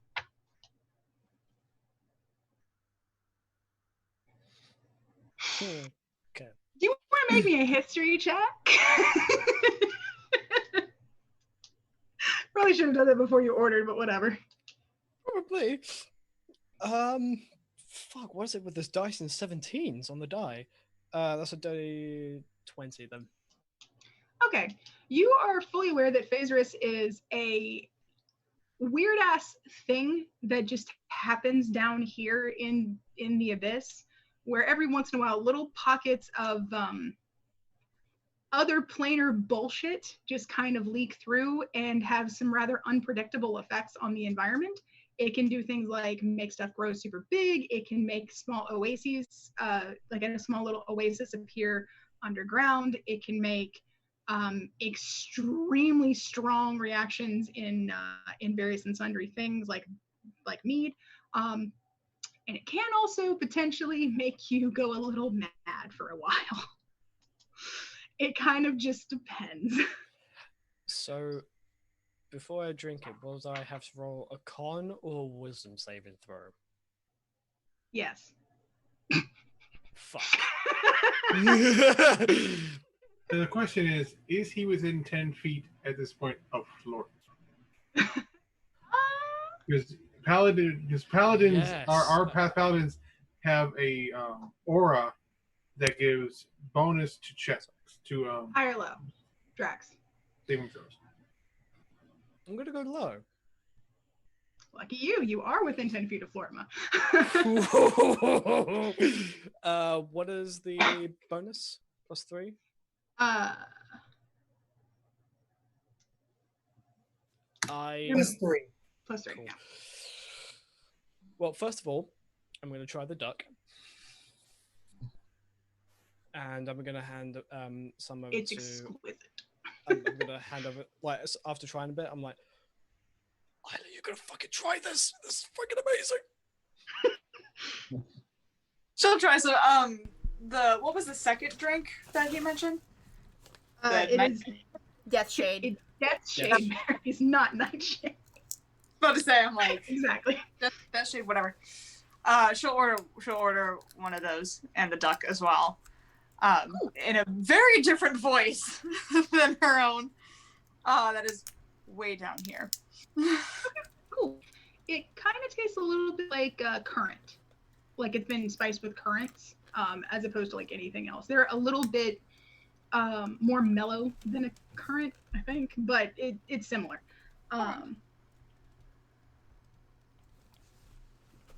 Yeah, very tasty. But yeah, Adjust's gonna go, fucking hell. Like, can we take him like to the surface? Because this food is fucking amazing. It's really good.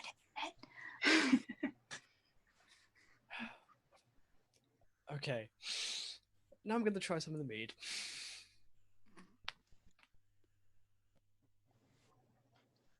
Roll. With the con. As they're doing that, I sneak out of the tavern. Fair. Let me get back to you. Okay. On that. Okay. Real quick, Drax, con first. What do you roll? Ouch. That's an 18. Okay. Wait, no, good that's stuff. 21, including the +3. Okay, so you get to roll the wisdom with advantage since you beat it at with over a 20. Wisdom with advantage. Thank fuck for that. Ooh. Okay. 22. Okay. I rolled a 16 on the dice. It is like nothing that you have ever tasted before. It's almost carbonated in a way, but each carbonation is filled with little bubbles of different flavors that all hit you at once, but they all complement each other somehow at the same time. As well as it has enough alcohol to burn the whole way down, but it's a good burn. It's strange. I would offer some. I would offer some Isla, but nope. I think I'm good. Okay. So, am I able to like finish the whole thing gradually without having to roll again? Yes. Cool. Very gradually. Kind of have to. Okay, Sierra. You do have some members of your party outside. So I think what I want you to do, you also know the map of this place very well. So I think what I want you to do is roll me stealth with advantage just to get away with nobody catching you. God, inspire me. Fuck, I'm gonna need that.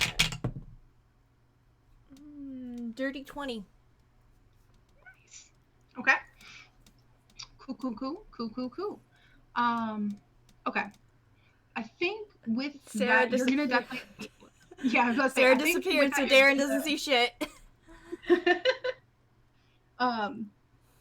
Okay, I think with that, you're going to be able to get away. Real quick, before we go on what that means, Devotion, you had gotten a 19 for your perception roll for what you were hearing outside.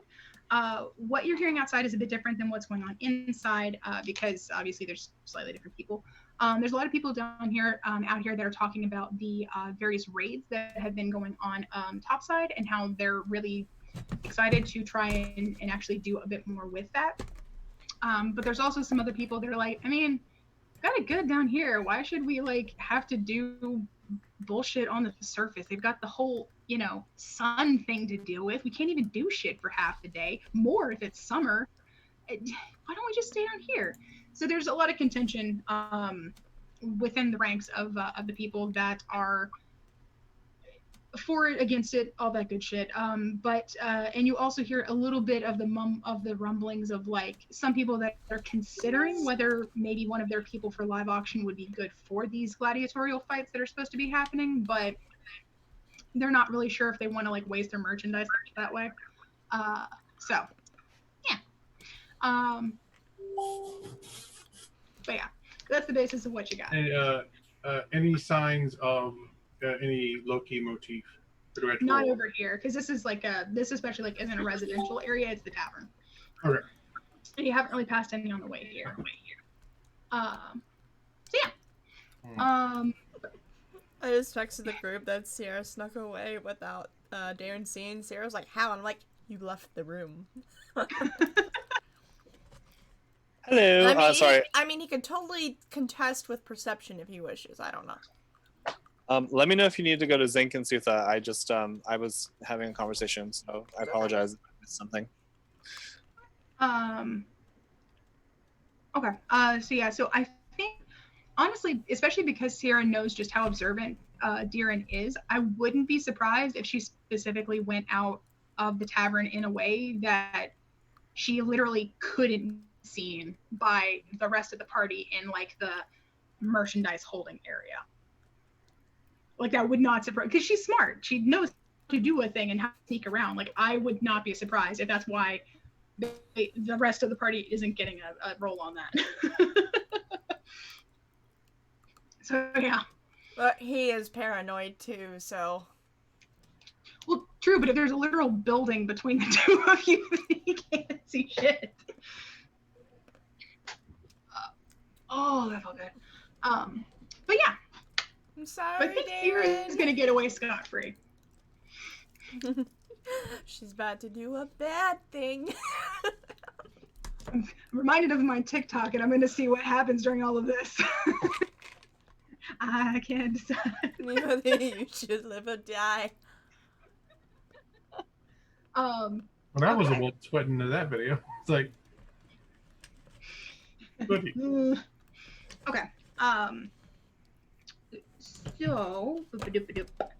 okay.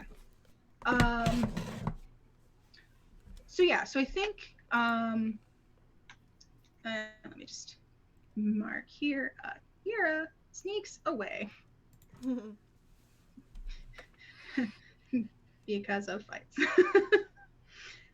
So yeah, so you had so Sierra, you had a basic idea of where the sign up for this was, because you kind of know where like the live auctions are, and you've memorized the maps of the city, so you know how best to get over there. So you arrive in front of the thing, and it looks like there is now only one slot left. But there seems to be nobody else around near the parchment thing, sign-up sheet, whatever you want to call it. What do you do? First, I want to listen around me. Do I pick up any more mumblings about this champion that the queen is excited to debut? Roll me perception. God damn it, that's 10. Okay. Not really anything else, honestly. Just some, like, mostly it's just people, like, excited to see who it is. Sounds like nobody has any fucking clue.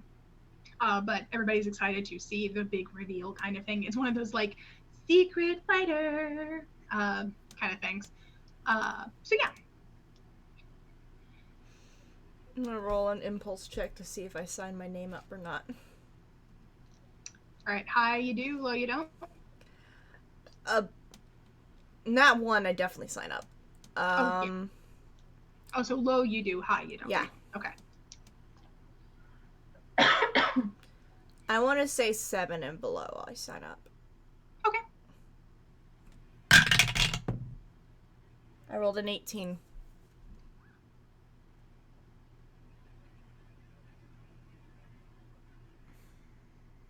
She thinks a moment about signing up, but then remembers that the Raven Queen is begging her not to fucking die. Yeah, again. And she just heads back to the tavern and just tries to listen around more. Okay. Cool. All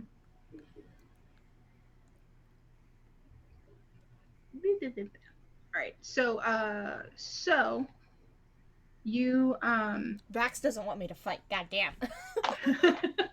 you should talk. I don't know. He's being a good spiritual guide right now. So you make it back pretty well.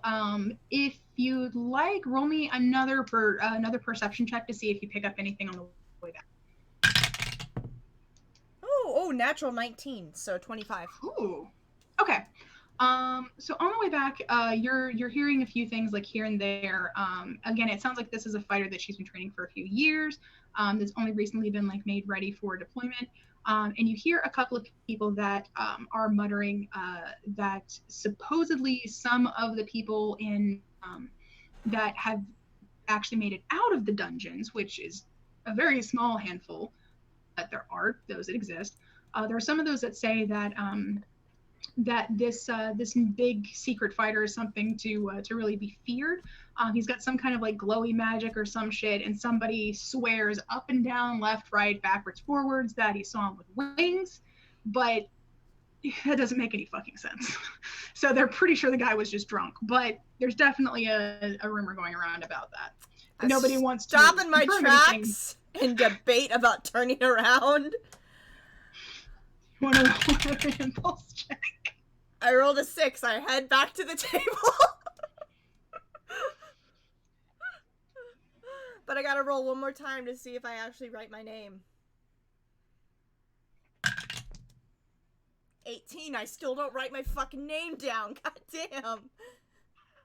Oh, this is funny. Me?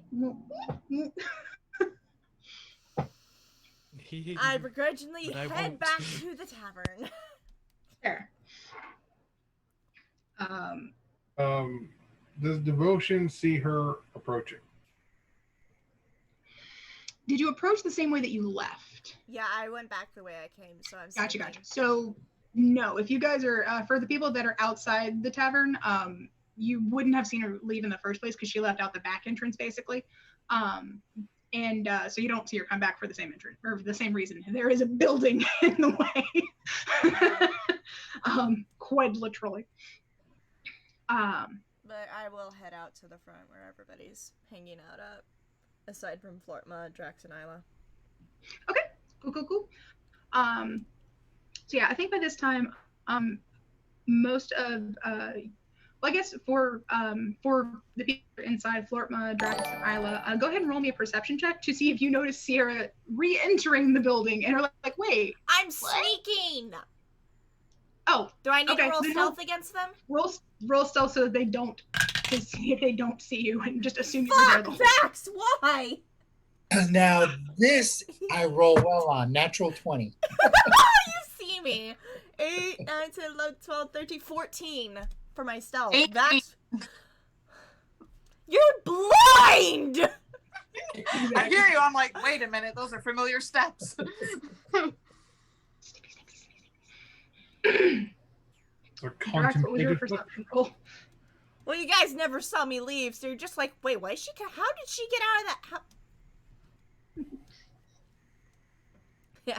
Yeah. Drax is still kind of like dealing with his reaction to his need. Okay, so Florman and Isla definitely notice you coming back in, but they didn't notice you leave to begin with, so you guys might legitimately just be like, oh, okay, she went to go grab something or like check something out in the back. You have no fucking clue because you don't know when she left that she necessarily went to potentially go do some deadly shit. You're just like, oh, okay, she's coming back in. I didn't notice her leave. This That's is weird. why you don't let the unstable being be without her emotional support bandit. Yeah. And there's a jinx. Yeah, I head out front where the others are. Cool. So you see Diran, Devotion, Zinc, and Sutha, who are chilling out here. You guys have picked up kind of what I mentioned to Devotion earlier. Some more stuff about mostly like unrest about like people kind of being on either side of the debate about whether or not they should even go raiding on the surface. Because again, for Drow at least, it's kind of like, well, we can only do it at night. And if we went up there, we could only be comfortable at night. So, like, is there really a big point to it? Like, and other people are like, yeah, we need to teach people a fucking lesson, you know, that kind of thing. Which is most of what you got, and then a little bit on the gladiatorial thing. But you guys, and especially Diran, eventually see Sierra come back out front to join y'all. You know, you've got like about an hour or so until the live auction starts. So you have a little bit of time to kind of discuss what you want to do before having to either continue sneaking around the city or trying to do whatever you want with the information that you currently have. So, have at it. Sierra, what do you do? I'm just kind of, when I walk out, I'm just silent, but I'm like kind of like wringing my hands and like starting to pace back and forth a little bit.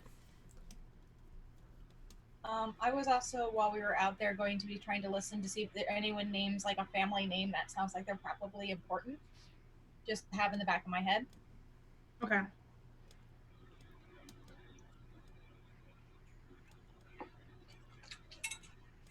Okay.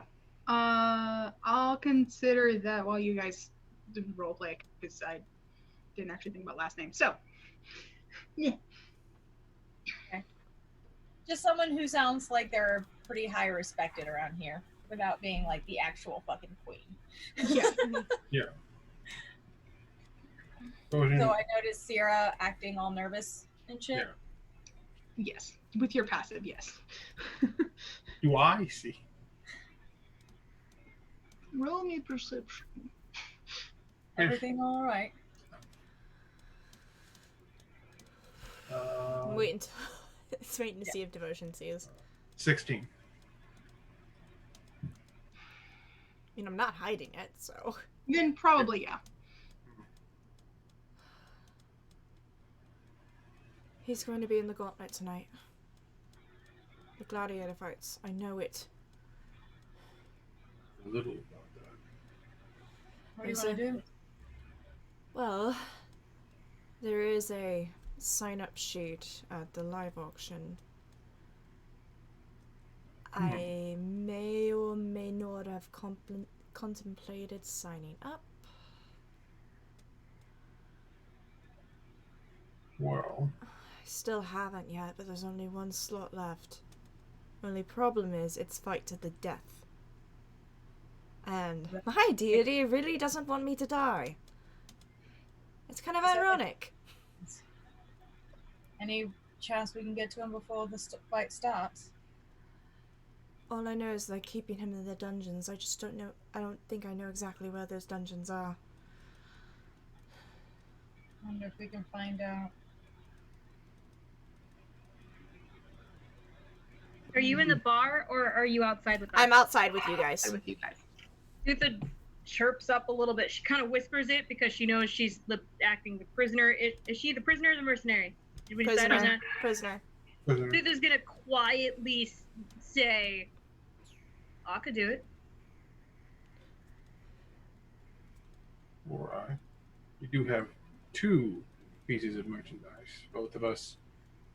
Only one can sign up, and I don't want you possibly dying because of this, Sutha. Are you guys talking in common?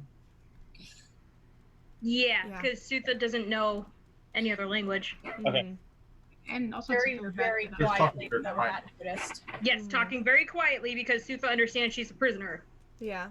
Although Darren would have first spoken in Elvish. Yeah, and I would have replied in Elvish to you. And Sutha would have been lost. Yeah. Dude, like, my Elvish sucks. Zing's just gonna spout off some profanity in Gnomish. I don't know that. Not either. No one's like, I don't know what that was. Didn't sound. Hey, at least all of you understand me, and I understand the Gnomish right now. Yeah. Or at least another, I don't know how long they've been in the bar. What did he say in Gnomish? Tell us. Or the equivalent. Yes, tell us. What did I say, Jared? I'm lagging again. Basically, what I said was.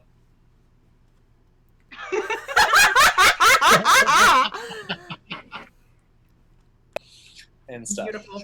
Motherfucker. In your mom! In your mom! That's the most appropriate use of a mute button I've ever seen. Yeah. It's the reverse censor bar. Sutha just kind of is like, I mean, I could still do it. What do I win? Let's say if I don't die.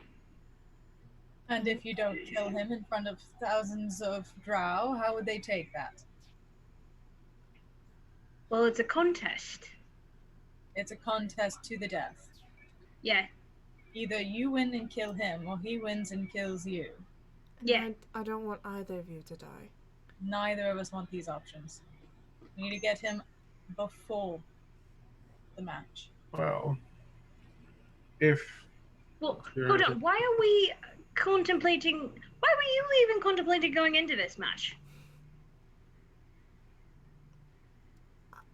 I don't know. I thought maybe if I got that far into the bracket, if I could face him.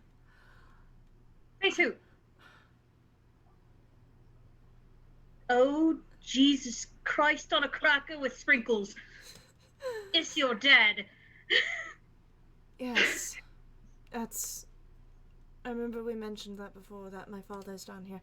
He is the Queen's champion for this bloodfest. I don't even want to think what she's probably put him through already. The dilemma is he's going to have to fight. He has to fight unless we can find a way to get him out before that. Either myself, possibly Sutha, or another one of us can sign up. Gladiator fighting is a spectacle sport. Sparing the champion and asking a favor of the queen is a spectacle move. Getting that far is going to be difficult, but having someone that you know will spare him at the end, should we win. Why don't we just ask for a meeting? Politics. We have the money. To keep up appearances, Zinc is going to sort of like clap a little bit and like yell at you two in Gnomish again, and then like wink. Yeah. He's I basically get very uneasy when he yells at me. It's basically like, hey, prisoner, shut it. Like, you're a I'm prisoner. pretty sure he just yelled donut butterfingers in Gnomish. I don't know that language. Not one of my particular ones. Donut Butterfingers is exactly what I said when I muted. Wait, can Drax like hear Zinc from inside the bar? No, there's too many people in the bar. If you're in the bar, you can't hear what's going on outside the bar. I just thought it'd be hilarious all of a sudden I hear in Gnomish, donut butterfingers. Like, what the fuck? Sutha just like perks up a little bit. I have an idea. And what's that idea? Sell devotion and me to the fight. There'll only take one of you. They'll only take one. No. Sell us to the ring itself. They will need other gladiators at other points in time. Ergo, they will buy both of us. Meaning, one of us has a chance to at least speak with him. Was there any mention that they take other fighters down into the dungeons before the game that are not the gladiators who sign up?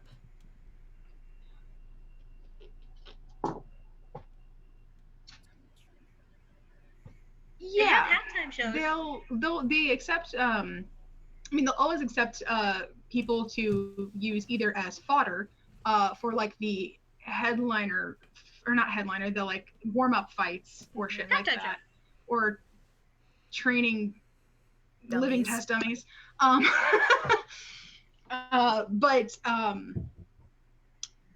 So yeah, there are some options if somebody wanted to just surpass just go around the live auction and just be like, no, I just want to sell directly to the gladiatorial arena.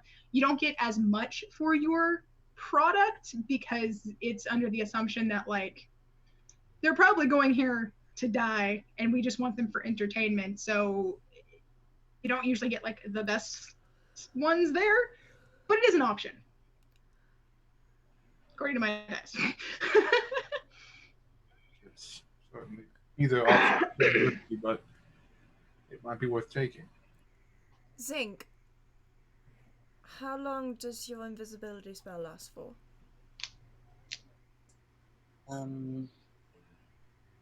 Not very long, like a minute, I think. Shit.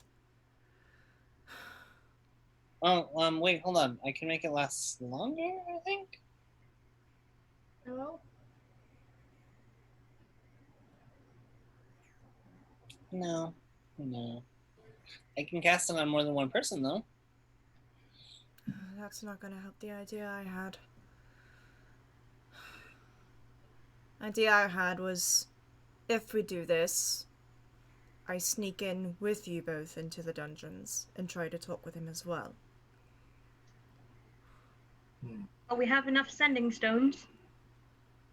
I know it's not ideal, but you can at least talk to him that way. You can at least get past the guards.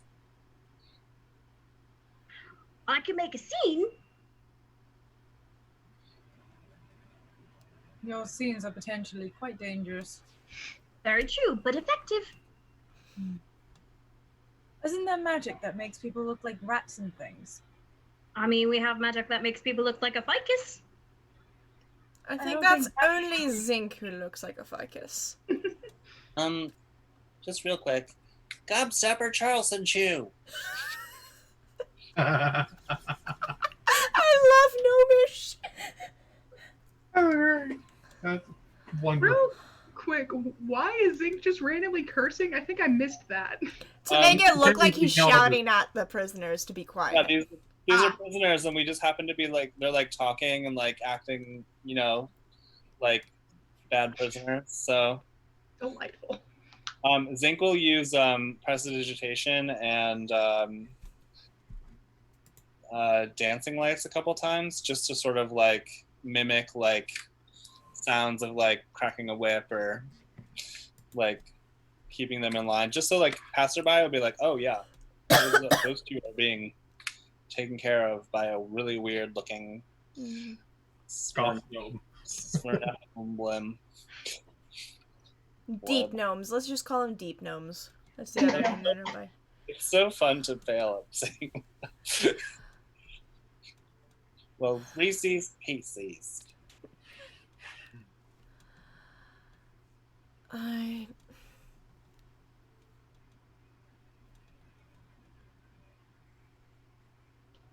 just want to get him out of there.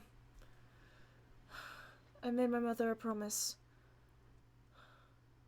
If we're using those two to track him down in the dungeons, I would feel better if I could be What? something more inconspicuous, so that I can get them out a little easier. They're not exactly known for being the quietest.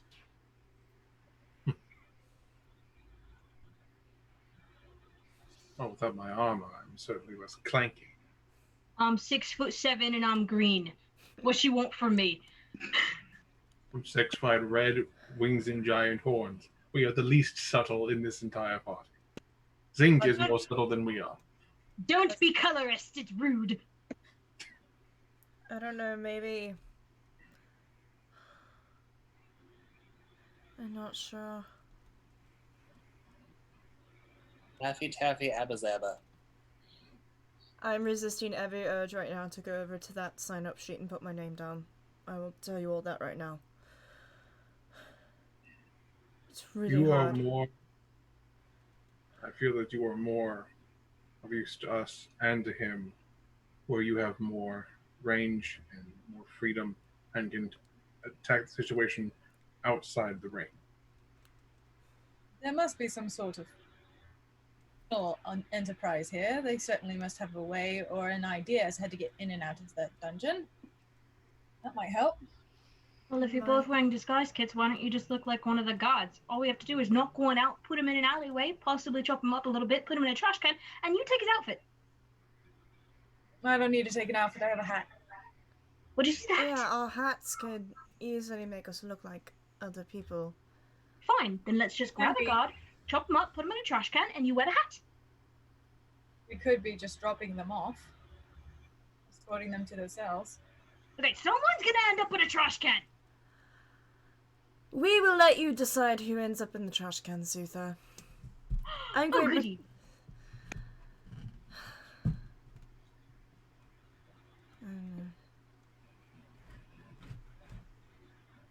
The other three have been in there for a while. I'm starting to worry that Drax probably passed out from whatever he drank. With the alcohol down here, it's not entirely impossible. He got this weird mead that was glowing and was purple. The Ocean has a very concerned look on his face. Does that sound familiar to me? Roll me a history check. I'm gonna do so as well. I have no fucking clue what it is. You're gonna really confuse them all when Drax comes out absolutely fine. Yeah, I think honestly, dirty 20. Yeah, I think Devotion and Deeren would be the only ones who had even a vague idea of what the fuck that could be.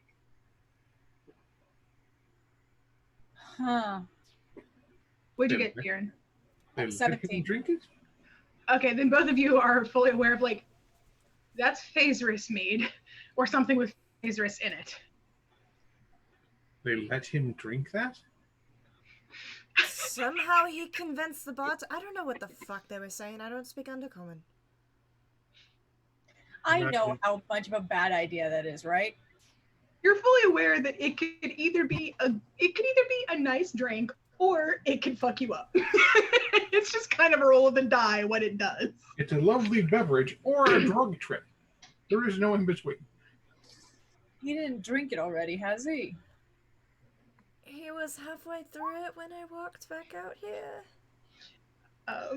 I think honestly around this time is when Florma, Isla, and Drax are finishing up and probably about to like head out on their own too. Yeah. Yeah, so maybe Darren's like poking his head around the door frame to be like, is he passed out? Oh no, he's up. Okay. If I've already heard that he's got halfway through it, Darren's just like, well, it was nice knowing him.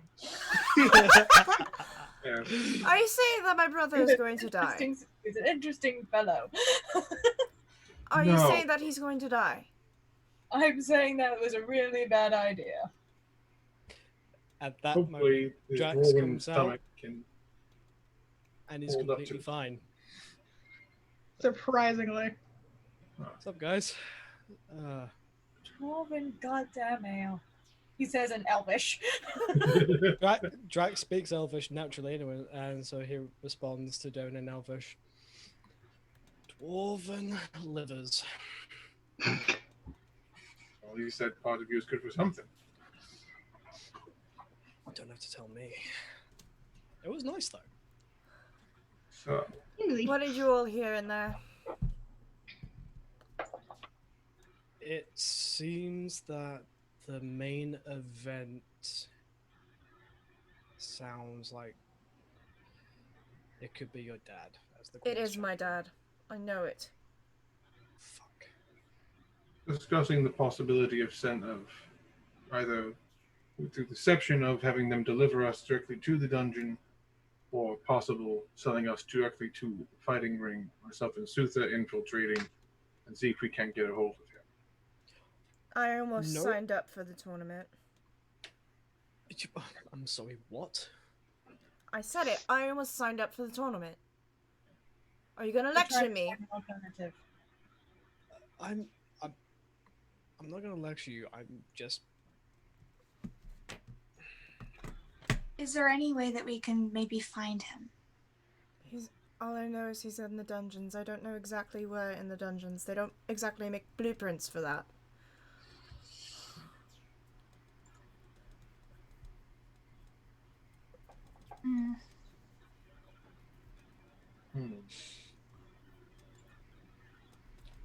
Zing, do you perchance know any magic that you could put a location type spell on someone? Or divination. Wouldn't he need to know what he looks like? I barely know what he looks like. Should I make an Arcana check to know if I know about this? Because my magic's more like, oh, this is happening. It's I don't know. I don't think I have. I feel like if you do any kind of like magic-y stuff, it is pretty common knowledge if you're going to do something with divination or like locate object or what have you, you've got to be at least familiar with or have an image of the person already like in your mind. So yeah. And I only have a vague image from the prestidigitation my mom gave to me when I was 6. Yeah. I rolled a 2 anyway. Oh wait. The Drow fortune teller, didn't she give me a clearer image or just another silhouette? I think it was another silhouette. Okay. Colors. But she confirmed that he's down in the prisons. Yeah. Are there like posters of him around the city? No, because he's a secret fighter. So that's why there's only rumors and he's just on like, well, I guess he would have been like on the sign up sheet as just like the Queen's secret fighter in like big letters. You said there was a man who was who they believed was a drunk that saw him and talked about him. Yeah, somebody mentioned in passing that a friend of theirs who like got out of the dungeons at some point within the past few years had mentioned somebody with wings, but toffee biscuit. It was a bit of gossip. You're not gonna find that one, dude. All Sarah can say is, I think he vaguely looked like him. What the fuck? What the fuck? That's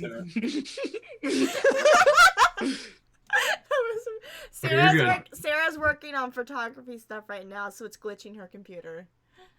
Yeah. Yeah. Okay. I'm just like out of character. Sarah's just like, I think he looked vaguely like Henry Cavill. I'm not sure. But yeah, Sierra really has no fucking clue what her dad looks like. Just silhouettes. He looking like a man. You look like a man. I mean, I'm surprised that the fortune teller could even help me get a proper reading on him because I barely knew what he looked like. Blood will tell. Yeah. So I rolled an impulse roll. You rolled a what? Impulse roll. For what? Jack's going to pipe up and suggest if we can find some way to get Sooth and Devotion into the dungeons, but also get someone into that match and try and get information from both sides. I could sign up.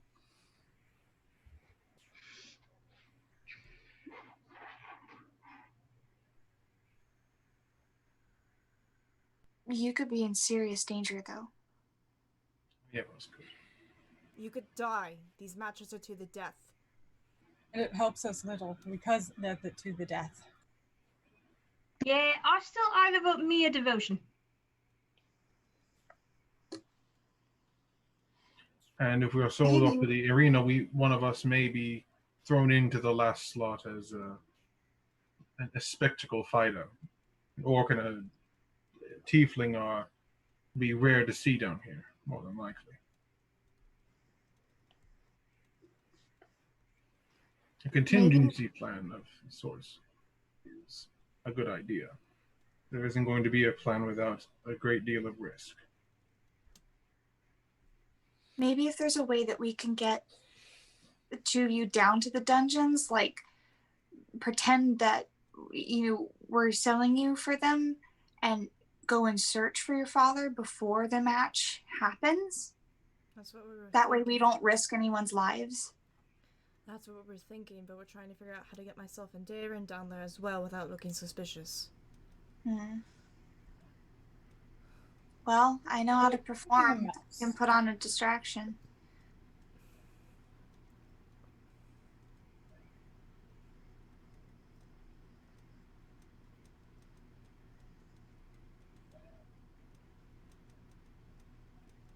I just want him out of there. We will. One way or another. I'm willing to take the risk, as I believe is soothing.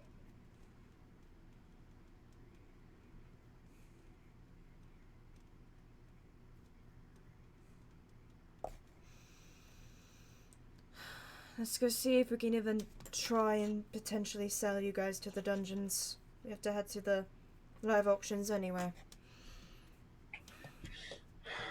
That sounds For all we know, somebody else has already signed up for that last spot. So, no guarantee any of us can sign up for the gladiator fight. And you can still observe them and learn what you can from the crowd. There's likely going to be some heavy players watching this spectacle.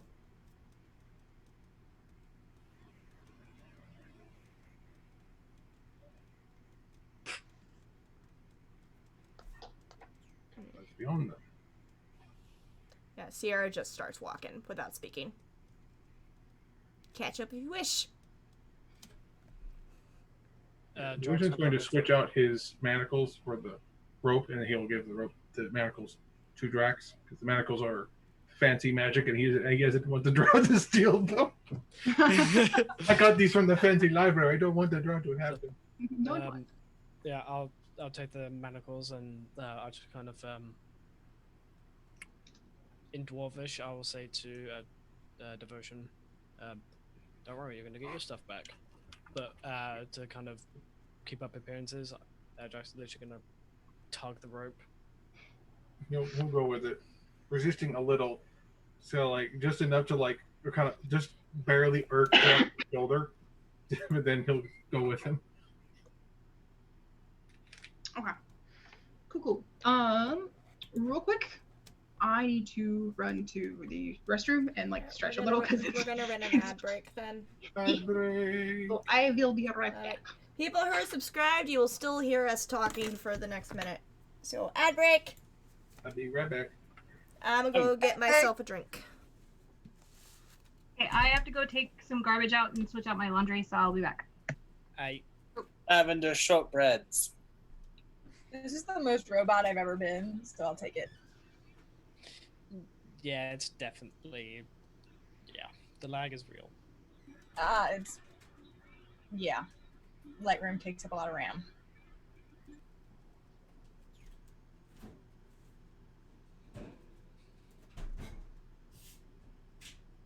Unfortunately, I do not have much choice but to do this right now because half of the pictures I sent to a client today did not go through. So I have to re-export them and send them again. Well, that's a load of crap.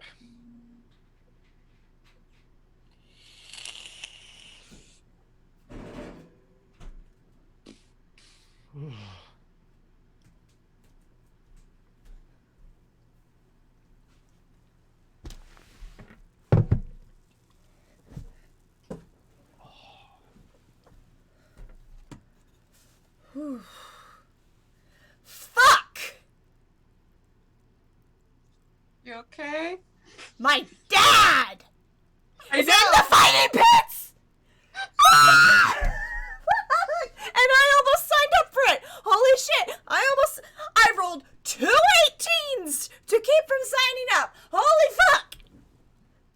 Vax does not want me to die! Yeah, and a good thing too. Apparently I caused Kitsune to spaz out a little from saying what the fuck. Whoops. Sorry, Kitsune.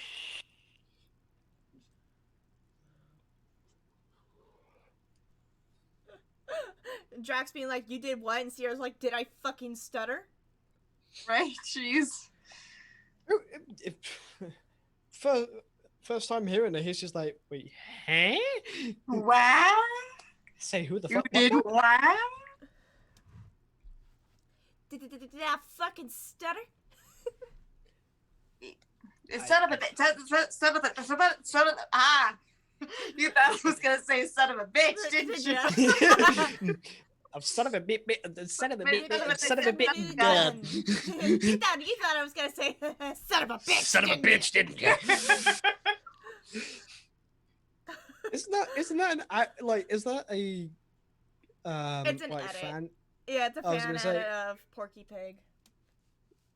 I was gonna say if that's an actual fucking Looney Tunes edit, like That would I be actually funny. Hilarious. Yeah. Okay. Sierra's not happy about the whole situation. She's definitely not happy about Drax being like, "Well, I could sign up," and she's just like, "This is why I had the whole talk with Isla and Darren the night before." She's like, I ain't want nobody like stressing themselves out for this. Yeah.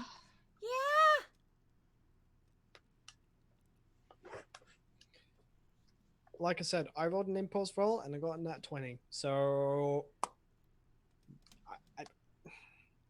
I'm just look. I'm just glad that Isla was like, hold on, wait a minute. Oh yeah. Jeez. Ooh, beg your pardon. That's the fucking mead catching up to you. Why is it spicy? Burnt purple bubbles. I mean, you rolled real lucky on that shit. I really thank God for Flortma on no, thank Flortma for Flortma. Right? Thank you, Aura of Protection. Thank you. I think, let's see. I was looking at it, I'm like, please be close enough. So the con save was good, but I'm so glad I got that wisdom saving throw with advantage because on the first roll I rolled a natural 3. What? Florma, your protection aura only gives you +3. Mine gives me +4. I wonder if it stacks. Marisha Ray posted a photo of Omar today. Omar is all of us in 2020. Same though. He's so Derpino. He's Eat a derpy baby. That face is fat. Also, we talk about Porky Pig. He did an interview where he explained how he does Porky's voice, and then he showed off doing it, and nobody else could do that. So that's why it's called job security. I saw that TikTok. I thought, kind of egocentric, but I get the point. So, He's not fucking wrong. He's not. All right, caption this photo. What happened here? No, like catching them swans, eh? No, those are geese. And I'm just thinking that terrible goose game has a bad ending. Oh, the Untitled Goose Game. Yeah. Or somebody loaded the goose add-on into the police car computer, where a goose will appear on your screen and fuck up all your shit. Isn't that a Chrome extension? Yes. I need to get that. Yeah, it's good for about a day or a couple of hours, because then you're actually going to try and get shit done. Fuck, get back here! It's like, come back with that file. I need it. It starts pulling up about your files of your fanfics while you're desperately trying not to think about them. Hey, remember this, or your old art that you don't want to think about. Hey, remember this? Or fucking delves deep into your photos and like, no, I didn't need to remember that one thing. Yep. Wait, the goose does that? He goes into your files. I need to download this thing now. Yeah, he fucks with your shit. He is a little asshole. Amazing.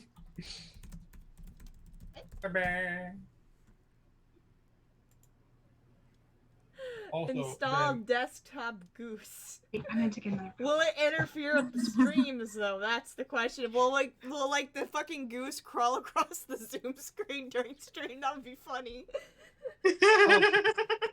I would say for the protection of the stream, maybe do it after. Yeah. Or I'm just gonna watch somebody with the desktop goose later on YouTube. Hi AJ. What's up, AJ? Oh shit, Kitsune sent me the link. Oh no. Oh no. Oh no. This is a threat. I am going to save this for later.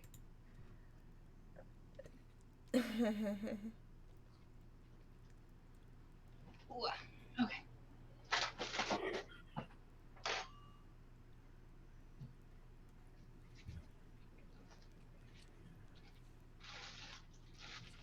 Okay, are we ready to probably fight my dad?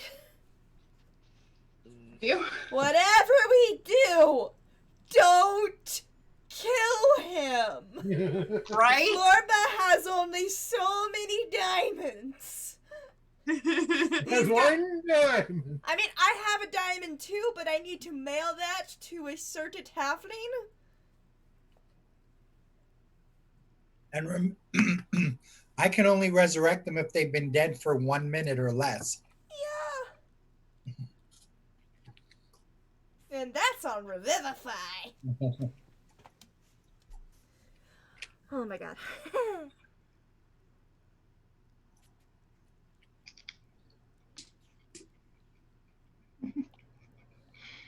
Go. Kitsune's just giving AJ the fucking recap, and it's funny. Also, Ben, just because the people who could speak, even temporarily speak under comment, did we happen upon the occasional mention of, this guy sleeping with that guy's wife, just the town tea occasionally popping up in conversation? Yeah, every once in a while. It's just it's one of those things like he's listening for various things, and then Doja occasionally just goes, "Oh, really now, tea? oh, gossip. Oh." He did what with the other man's wife? Shit. I just imagine that he's like super serious, trying to act all like that. Then occasionally his head just turns like, "Oh, you shady bitch." Ooh. Okay.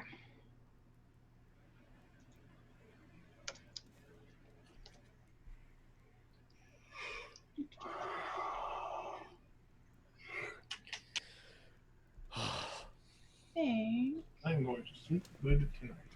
It's for sure.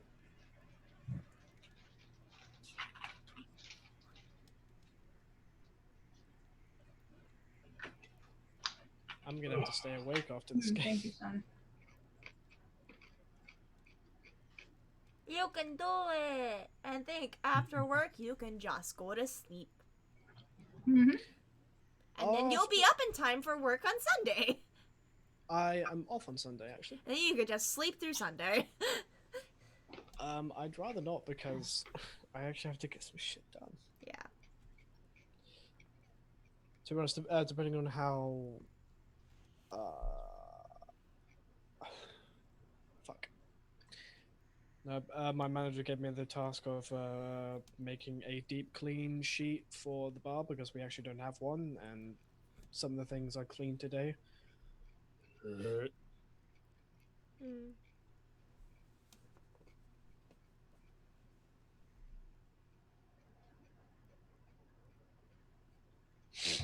Okay.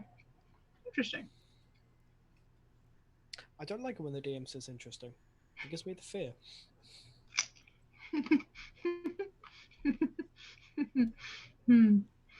So Ben, I love you, but don't.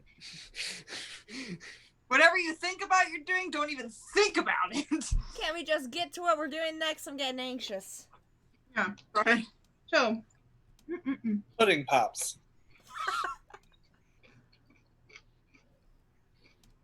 interesting. Okay. Anyway, so you guys are heading through the town. Going a pretty good ways.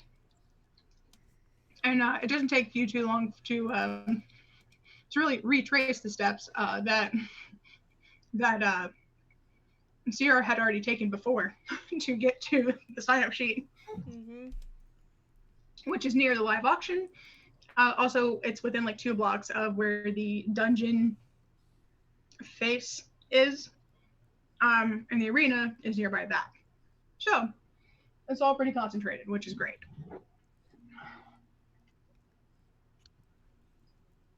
Swear to God, in out 3 times in 3 minutes. Anyway, so he sorry. So you guys are heading down to all of that. You've passed a few other people like kind of on the way here, and that's pretty interesting. All in all together. But you eventually make it back to the sign-up sheet and over to some of the women that are running sort of the stuff here. And you can see the guys that are kind of here as basically as gophers to just run and like grab stuff, bring it back, finish weighing out things and stuff like that. So got some gophers and a couple other things like that. You guys are intending to try to sell, quote unquote, Devotion and Sutha and then sneak in as guards or sneak in invisibly? Sneak in on as guards would probably be Okay. our best bet. Okay. Cool. That's what I thought. Yeah. Sarah has been replaced by a lich. Uh-oh. Oh, there she is. Is she gone? There she is. I love you. I'm struggling with this fucking project. This is a pain in my ass. And I'm so angry with my computer program right now. It's fine.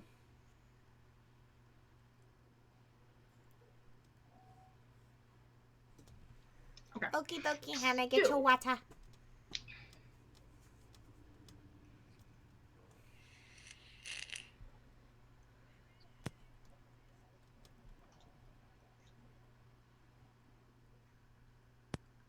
Oh, why was that burning?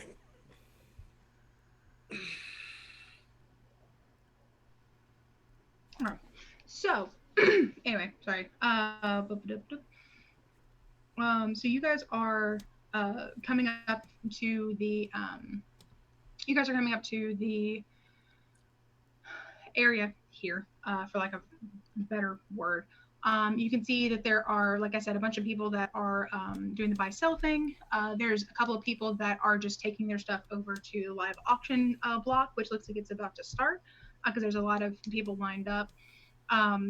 It's a mishmash of people from every color and creed of the various and sundry D&D races, just kind of up there. Excuse me.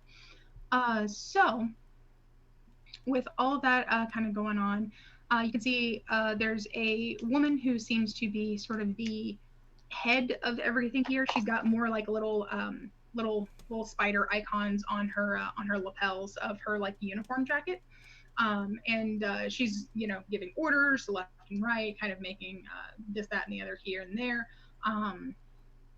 And she's just going kind of on and on and on about everything. So she seems to be kind of the one in charge. Everybody's kind of bowing down to whatever she's saying. And eventually, who's going to be the one making the sale, so to speak? Well, Sierra's mute, so. Right. So who's going to be the one actually making the sale? I would vote Isla because my internet's sucky and her persuasion is great.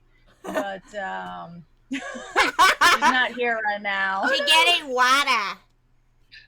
Zink could do it if no one else wants to, but he'd need a translator.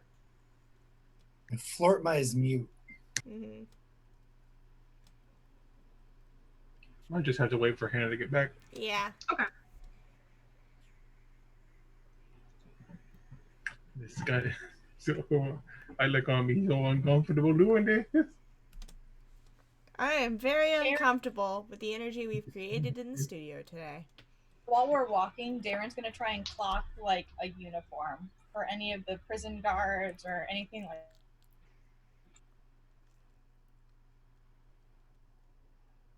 Did you hear that, Ben? Sorry, say it one more time. While we're walking, Darren's going to try and clock like a uniform or a design that the prison guards wear or something like that. Okay, try and just like memorize it, or try and like find a spare one. No, try to memorize it. Okay, cool. I think give me. Honestly, it might just be an intelligence check with proficiency, because I don't think this would be like history. And because he is now, Ben does, since he would be within 10 feet of both Florma and Devotion, do our aura stack for him? That's saving throws. Let's say okay. Yeah, it's saving throws. And okay. Well, intelligence plus proficiency? Yeah. 23. Okay, yeah, you can definitely memorize the outfits and uniforms and shit, and kind of either figure out which one you want to yoink, or do a rudiment, like do a version of it through your glamored, like specifically your glamored studded leather. Plus the hat of disguise can do that too. Yes.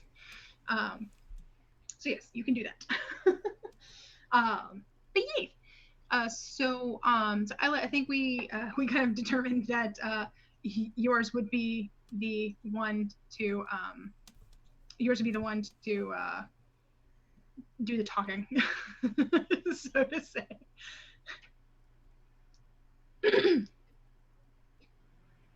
I just sat down, so what did I miss? What did I miss? I'm super dead. What did I miss?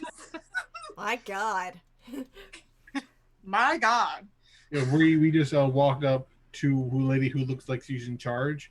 We sort of volunteered Isla as the boss. to talk to her since she both speaks the language and it has the best persuasion.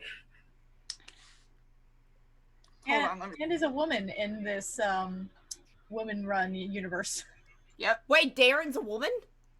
No, Isla. Isla is. Oh. I'm about to say, that's what you disguised yourself as? He could have. He did not. I'm about to say, if he did, Sierra's heart would race a little bit more. He's hot as a woman, too. So we just arrived at the dungeons, right? Mm-hmm. Okay, and we decided that we're trying to sail some bitches for the ring. Yes. Eight. Which one specifically? I'm Devotion and Sutha. Mm-hmm. Yeah. Yeah. Okay. Yeah. That's what I thought. I'm just double, triple checking because I don't want to say anything stupid. God. Okay. Oh boy.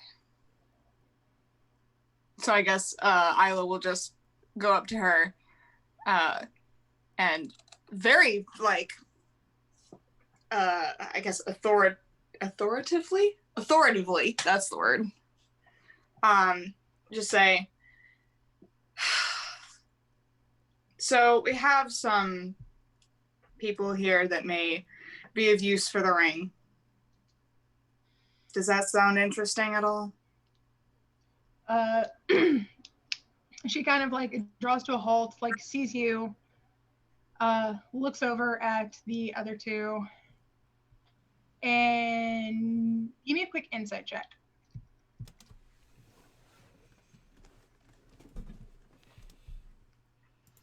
Motherfucker. Ugh. That's a 7. Okay. So you don't see a glimmer in her eye. I mean, I can't see, period. I mean, yeah, but, you get a sense of these things. But yeah, so you don't see, or you don't detect from her any piqued interest, I guess I should say. So there's that. But I think what you do get, is you do get her response where she's kind of looking everybody else over and then looks back at you. Well, I can, sir. I think those could be interesting additions to our stable, but I don't know, with it being this close to showtime, I don't know that I can give you very much. After all, we do have a pretty good docket already, but I might be able to take them off your hands for a bit of a reduced price. You're all right with that. Okay, what kind of reduced price are we talking? Because I don't think I'm down for that. Well, with the growls. Menacingly. Open up the safe, bitches got a lot to say. Yeah, just also kind of growls. He kind of has his eyes down. He kind of looks up at her. His eyes sort of glowing a bit brighter. Boom. These two were quite a hassle to catch because I don't think reduced price would be very smart. With persuasion. Sutha nudges Drax, just kind of gives him a wink and chokeholds him. Dirty 20. And I whack her in the back of the head with the butt of a dagger to kind of contain her. Yep. No, yes. I want to do this. Let me do this. Right, you are fighting back, and I'm fighting you fighting back. Sierra's just standing there stoically, but internally she is screaming. So, surprisingly enough, all of this kind of, she kind of takes it all in. All right. Okay. Yeah. Fair enough. Fair enough. Fair enough. I can. Yeah. You know what? Fine. They look like they would be a bit of a good spectacle, if nothing else. Pretty interesting, especially against some of our later contenders if they can last that long. Zilla spits at this woman's foot. My God. Run. At that point, Isla will turn to Sutha and growl. Ooh. Like, wolf growl. yeah, the whole like quiet. Ooh. Let the ladies speak. Continue. Well, I can definitely say there'll be a lot of fun. We'll see how well they do from the melee at the beginning and see if they actually carry through on the promise that they've gotten here. Fine, I will give you the full 100 for each of them. Brilliant. Right, she hands over 2 pouches, each with 100 gold, and kind of gestures forward, and a couple of the beefier looking dudes kind of come forward and grab the ropes around the wrist and just start kind of hauling away. And she takes a moment, looks back at you, Isla, and goes, feel free to find me after the fights if you're interested. And then just kind of turns away and like walks off to continue her business. So, Sierra and Diren, what do you want to do? Do you want to just sneak in amongst like the crowds that are kind of just here? I cast Pass Without Trace on both of us. Okay. I will note, Devotion isn't resisting. However, he is walking. He's using his feeling with the advantage of his full weight. He is in no hurry. So the guys have to like get fucking move. It's like dude, boom, Fair. boom. Which also causes a bit of a distraction in and of themselves because they're having to focus more on you than whatever's going on around them. Like say 2 people creeping in. Yeah. All right, Yeah, cool. I would. If they. So we want to get into the dungeon, yeah? Yes, and this path that they're on, it's kind of like it's not exactly like fully covered, but it is like there is an overhang on it and some base like metal. Honestly, it's actually like metal wire, not barbed wire, but just metal wire that's kind of along the sides to make sure that the merchandise can't try to cut and run because they'll just get cut. Is there any sort of like alley or back corner to duck around briefly? There's a good chunk of booths and stuff around here. Something that you could duck behind for a moment and then creep out of. But the paths that are going into the actual dungeon are a bit more open. They do have like torches and stuff, so there is a bit more like actual shadow and like moving light that you can use to your advantage, because you guys are able to do that because you're good at sneaking and you have like extra little things here and there. So you can potentially wait for just like a good moment to like kind of glom onto a bigger group of like guard people. You can just like walk up and be like guards heading into the that was area, whatever. That was my fault. I was gonna tap Sierra on the shoulder and then duck boost when I cannot be seen, and then switch the guard hat to look like that uniform I saw and recognized, and then just change my appearance a little bit so I look more like somebody else. I will follow suit as he does that. Okay. Making a variation of the appearance that he made. And then just like pop back to. Mm-hmm. And I have like, Pass Without a Trace on us right now. Yeah, yep. So you guys have extra. Also, it's been enough that specifically for Diren and Drax, Tongues is no longer active because it's been over an hour at this point.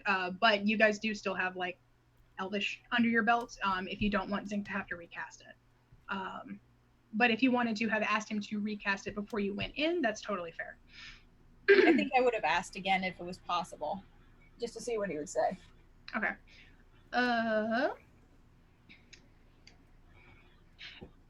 B-dubs. Zink. Oh no. Hey. Real quick. Sorry. It's fine. Tongues is no longer active. Would you be able to recast it on Drax and Diren while you guys have to do a mini split up, or is it not possible right now? It is possible. I just have to. Sorry, hold on. Let me just show you what's distracting me here. You're really gonna show them? I'm really gonna show them because we're like in Halloween mode here. Okay. I believe I can cast it. I just have to. Ooh. That is a fucking great wreath. That is a hocus pocus wreath, and I am here for it. That is awesome. Maleficent wreath. Maleficent. Oh. Yeah. Yes, Maleficent. So yeah, well, if you want to recast it, just tell me high, low, or mid. Then you can recast it. Okay, it's low, and I have to cast it from a distance, so I just want to make sure that I'm not near anybody. Okay. Sorry, which one did you pick? Oh, low again. Right, you are safe. Okay. So, cool. So you recast it on them. So at the very least, Sierra, especially since you're sort of pretending to be entirely you, you have Diren, who can now understand things and give you context clues. The rest of the party has Drax, while you guys are waiting. Devotion and Sutha are now inside, are being taken into the dungeons. Sierra and Diren are creeping into the dungeons. And the rest of the party, I guess either you guys can kind of try to maybe stake out like where the Drow Queen is supposed to be like presenting all this bullshit like later, like try to get like a really good seat in the stands or something, or see if you can work up anything else that you're kind of interested in. Cool. I'm gonna hop back to you guys in just a second, but for now, creeping. Roll me stealth. One more thing I almost forgot to say. Mm-hmm. But I have grabbed that last scroll of restoration from Flortma before walking in and put it in my bag. You can. I think we had like one greater restoration left. One, let's see. I think you had one spell scroll left. Yeah, because Yeah, you we used one to smack in the back of the head. We used one on the mayor. We have one with us. Yeah. Okay, I'll take your word for it. Yeah, which with a check, I believe Sierra would be able to cast without issue. Yeah. Since I didn't know if you could cast that yet or not. Greater restoration is too high for me, but it is a cleric spell. I would have to roll for it. Yeah, no, my scroll is lesser restoration. A lesser restoration should help. Yeah, it's potential. If nothing else, it might give you the ability to then. I have a prayer bead of greater restoration. But you have to pull that off yourself. You have to do it yourself. You have to do it yourself. And that is attuned to me, yeah. That is attuned to me, yeah. And you are not sneaky. You are not sneaky. I'm spazzing again. Yeah. Sorry. Yeah, you guys can take this roll of lesser restoration because there's a possibility it'll do what you're hoping for, or at least give you the ability to be able to work with it.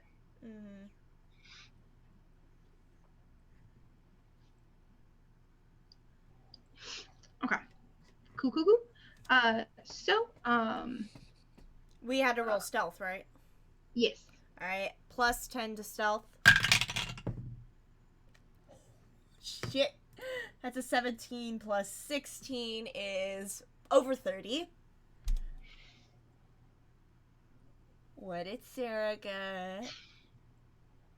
Well, it's impossible for Sarah to get very low because of the proficiency. The fact that she's doing this much math means it's high. Probably in the 40s.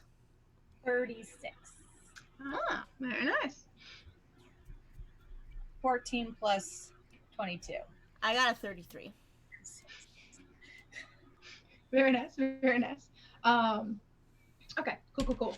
So you guys just start making your way downtown. Walking fast. Faces fast. So yeah, nobody has any fucking clue where you are. Nobody. Yeah, so you guys are with a group. They're not questioning us. basically. So you guys are heading out, heading along, doing all that good shit. Cool. You.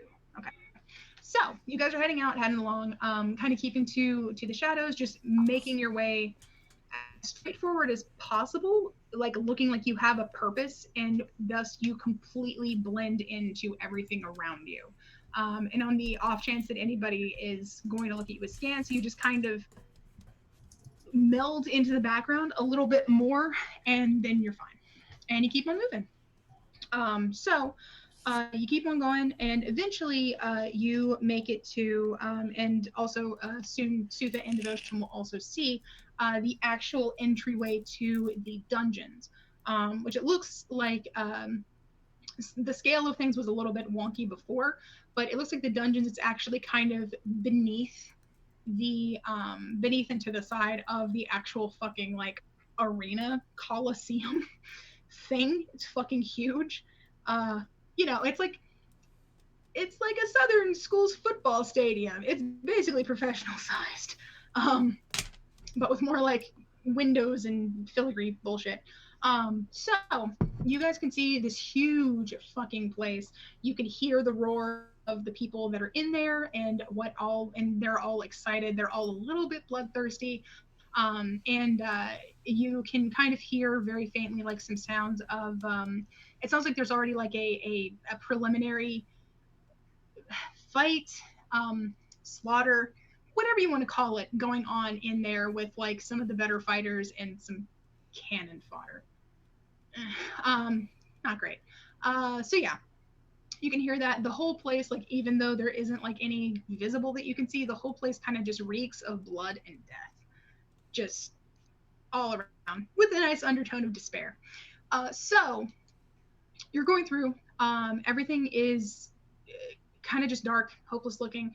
You can see some of the more highly trained drow kind of going around, the ones that have got like the really wicked looking like curved serrated fucking like sword edges and shit, and big ass fucking like not quite kite shields, but big fucking like even the shields have like spikies on them, whole thing. You can see a lot of them, as well as a lot of the lady casters are down here too. So you keep going around, keep looking at everything and seeing what's going on, and eventually you come to a huge array of cells, and there are just there's at least like 5 rows of cells, and each one has further 5 components. And you can see down at the end is an additional like locked doorway that's got 2 guards on either side of it that are just standing there with like spears in hand, and they're guarding this door that's got some additional little like silver locks on it. Excuse me. And then there's plenty of other cells along this end, and then there's a bigger like mass holding cell, which is where some of the other cannon fodder is being taken. In Devotion Sutha, that's where you guys are kind of being diverted to at this point. So you guys are just kind of being put in there for now. Sierra and Diren, what do you want to do? Because you are still in sneaky. Feel like that one door that's being guarded is probably where he's being held. I'm gonna figure out how to get those guards away.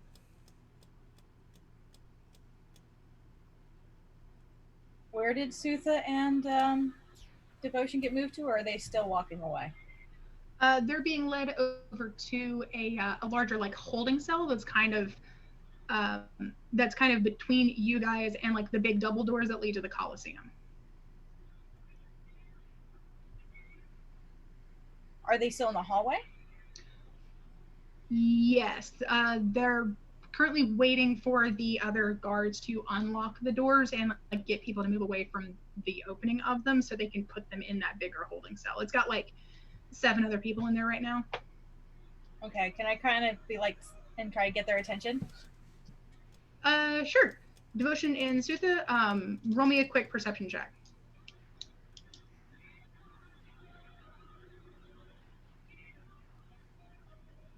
$17. 17? Okay, cool. I feel like that's enough to hear them. Yeah. So you guys hear a very familiar sound because you guys have probably like worked up some kind of something that you used in the past of like, hey, if I do this, listen. So yes, you guys kind of hear the little and what do you do? I'm trying to signal them to make a ruckus. Fair. Devotion kind of glances his head when he hears the noise, and he kind of glances back to Sutha with a smirk on his face. And as soon as the guy opens the door, Devotion is going to headbutt him in the back of the head with his horns. Just roll me a strength check with advantage. I guess it's like an improvised melee attack. Yeah. Yeah. So roll me that with advantage.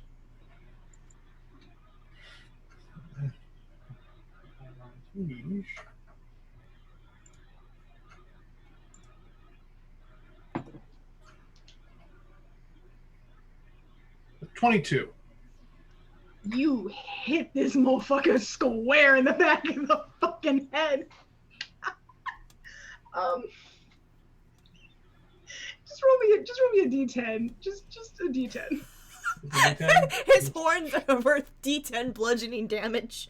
I mean, also like it's the unsuspecting thing. It's a whole lot, and also I think Devotion's trying. 9. This poor man just like went from 0 to concussed like that. He literally got a ram just butted him in the back of the fucking door. So he's just did you just fucking headbutt me? And he is going to pull back and attempt to get in a brawl with you guys. All right, we're not gonna. Can I kind of motion to the 2 who are by that guard door that we're trying to get in and be like, hey, looks like they're acting up over there. It looks like they could use some help. Roll me persuasion.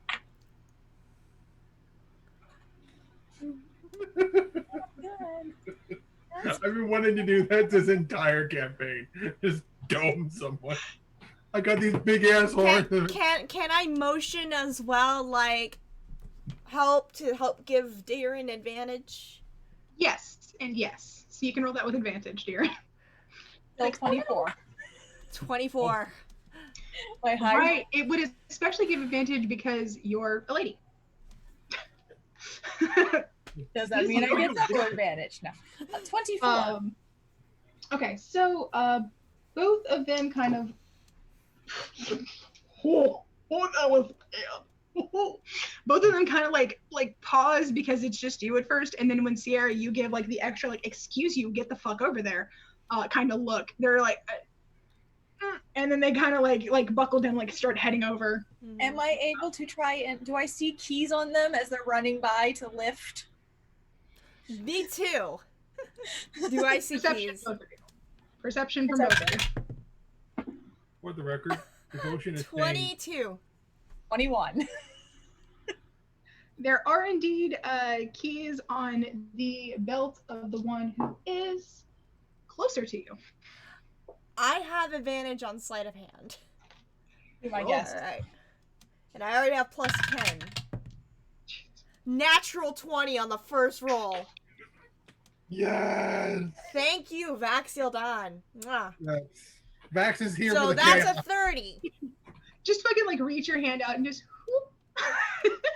I just immediately head for the door. Yep. Ben, to cause further distraction for them, I would like to do an intimidate. While Devotion's struggling with them, he's going to speaking this deep, bellowing voice in Abyssal, which is not a fun language to hear. No, it's not. It's fucking horrible. Very fair. So yeah, that will give them basically like advantage over any kind of stuff to get out, as long as you're still struggling, or get in at this point. Yeah. So yeah, good shit. Also, it's going to rile up a lot of the other people because it's not pleasant to hear. Okay, so you two are booking it for the door. You've got the keys in hand. Looks like there are 2 keys that are kind of on like a little thing that will kind of unlock. There's 2 locks on the door, and there's 2 keys. You can guess. I'm going to just attempt to start unlocking. Okay. And I'm keeping an eye out as she does that. So it looks like if you unlock one and then go to unlock the second one, it kind of like won't budge. And then if you unlock the top, or if you put the top back in neutral and try to unlock the bottom first, then the top won't go. I try to turn both at the same time. There you go. I take the keys off there and turn both at the same time. Cool.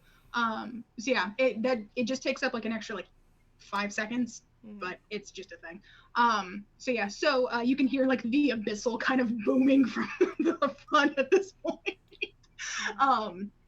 But you unlock both, and you shove open the door, and you and Darren can both get inside. All right, and I close the door behind us. I just kind of give a little wave to Devotion as we go in. He has the biggest shit-eating grin on his face as he's struggling with. And I imagine Sutha is just like ripping arms off of people now. Sutha's actually just standing there. Oh, she's just like. She's waiting. She's like, as soon as he goes down, I'm gonna knock him motherfucker. Yes. Can I metagame something real quick? I totally forgot to do this earlier.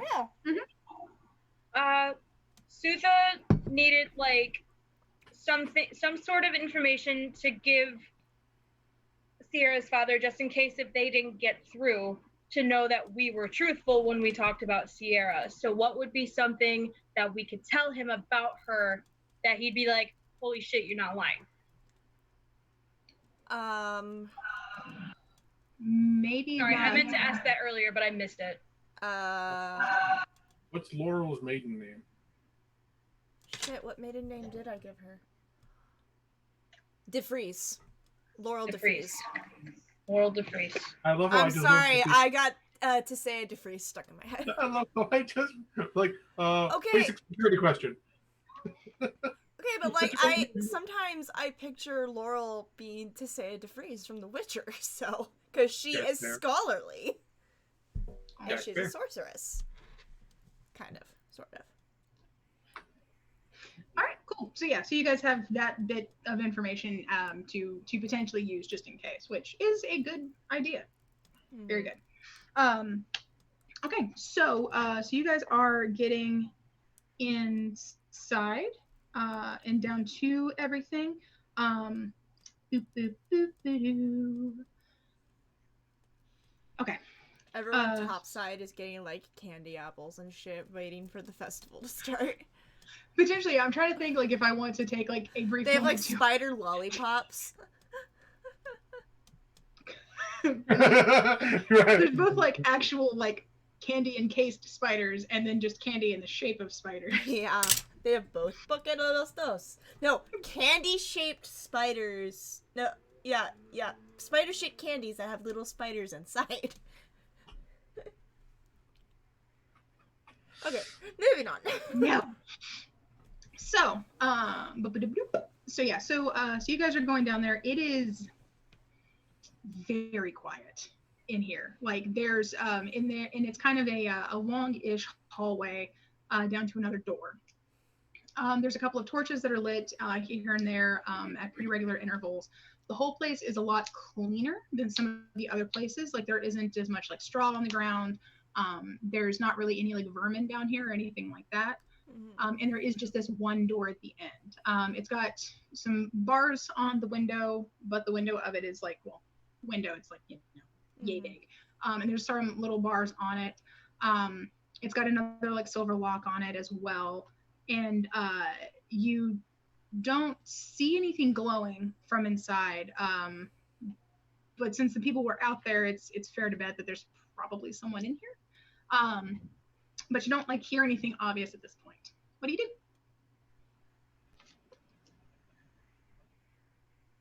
I go to open the lock. Okay. There is a third key. It's a little bit thicker than the other two that you've already used, and it goes in pretty smoothly. The sorry, the key does turn, and goes forward from there. And the door, do you push it open? Mm-hmm. Okay. The door does open. It's a little bit creaky, little squeaky. There's a little bit of rust, I guess, on the inner hinges, but it opens. And inside is it's a fairly dark room. It's not very big. It's maybe like a 10 by 10 cell. It's got a cot. It's got a bucket. Lots of different sets of manacles are lining the wall. And you can see that there is a single man inside. He's pretty tall. He's about 6'4". So he's pretty tall. He's still chained with these really deep, dark, like almost black iron manacles. He's standing fully upright, and his head is canted down. His hair is, despite the fact that he's kind of greasy and a little bit unkempt, his hair is still very, very pale, like fully white, where it's not kind of ashy, like ashen gray, like charcoal gray from the soot and stuff. His skin looks like it should be tan, like golden tan, but it's very, very pasty. He's still pretty heavily muscled. He's in like basic prisoner clothes kind of things, and he's got his arms, like one each is kind of on like a manacle. They're not like jerked above his head. He's just kind of like holding them here, and is like kind of resting them. He is breathing. He's also standing upright, so yes. But he's breathing deep and even, and he hasn't seemed to notice that you guys have walked in. What do you do?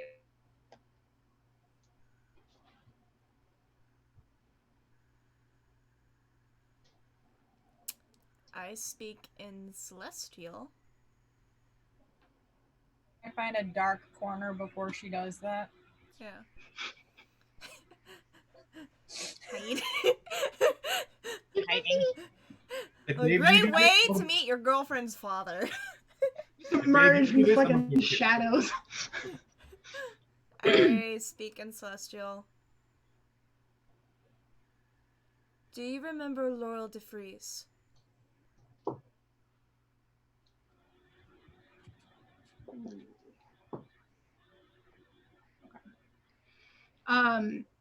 You see his breath hitch for a second, and then it settles back into a very steady rhythm, and he doesn't answer you.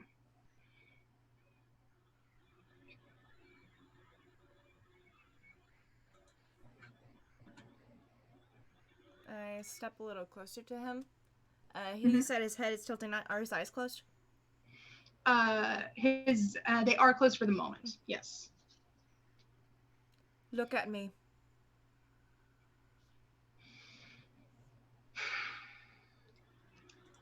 Roll me persuasion. 16. All right. Especially because of like your current. Yeah. I'm gonna wait till he looks at me before I drop the appearance. Yeah. You kind of see like a little bit of a head tilt. Like these are all extremely small, minor reactions that you're only seeing because you're staring at him and nothing but him. But you see like a little bit of that. And then he opens his eyes and they look exactly the same shade as yours. But you have never seen yours look so dull, blank, like no one's home. I drop my disguise. Do I get any reaction from him? High or low? Hi. You see the briefest, it's just a second. It's just this little spark that almost seems to make them glow in a way that you're familiar with from your own. But just as quick, you see almost like a self-preservation kind of thing. Like it's like he himself is like, no, don't. Like mentally, like it's that spark and then immediate just like retraction back off, and he like sees you, and then he closes his eyes and does that. And roll me perception with advantage. Can I also roll insight? Yeah. While I'm watching this happen. 19. His hands have clenched so hard. Like before, they were pretty relaxed. His hands have clenched so hard, you can see his knuckles turning white from the force of his grip. It doesn't look like he has any nails, but you're fairly certain that if he did, he'd be like cutting them into his palms from just the force of his grip. His breathing is staying pretty consistent, but it looks, you have a fairly good idea, and Darren can back you up on this. He is trying desperately to maintain what little control he has. You're not sure entirely if it's because he's afraid it's a trick, he's afraid of something else, or what, but it's not happy. I rolled a 23, by the way, for insight. 23? Mm-hmm. Okay. So Darren, you can tell, and something you can relay to Sierra. He's fighting kind of for control and against himself. He's been here for quite a few years, and you can tell that it's definitely taken a toll. And most likely he's doing that thing where like he really wants this to be true, but he's also terrified that it's just an illusion and it's going to vanish, and he can't handle it. But he seems like he's in control of himself. It seems like he is, at least for now. Please open your eyes and look at me.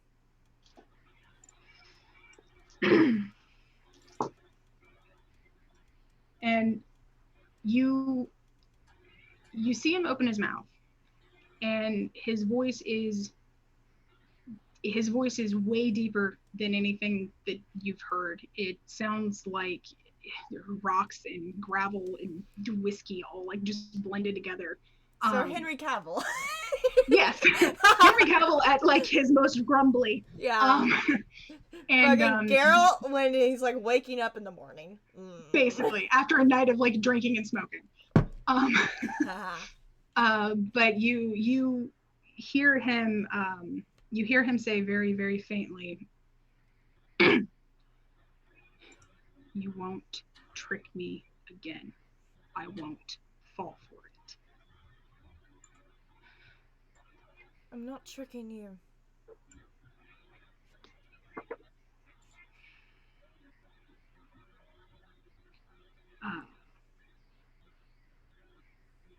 That's what she says every time she comes back, and now she sent a new one who looks just like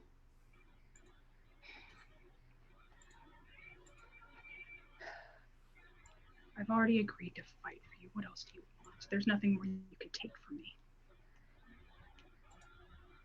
You haven't agreed to me for anything.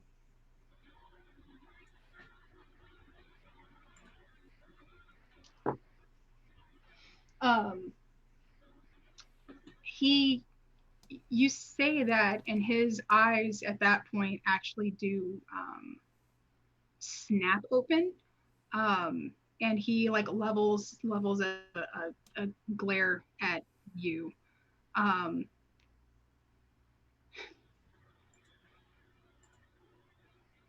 Your queen has kept me here for years. I'm not going to fall for any of her fancy tricks.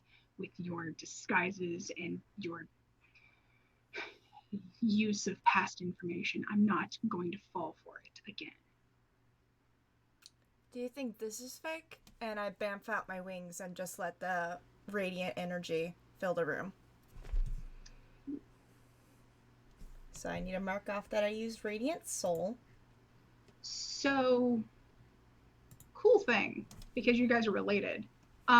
When you do that, it also looks like that glow kind of, it reflects on him and it kind of triggers a small response. It doesn't fully like pull his out, but you can see a little glow from him specifically, because it's a more gold glow, where I think yours is more like white gold, and with like the little bit of black from the Raven Queen. His is a more like purely golden kind of thing, and it kind of does a little bit on his back. They don't pop out, but it's a little bit. And I think that's what's finally kind of breaks through to him, and he. Can that drow bitch mimic this?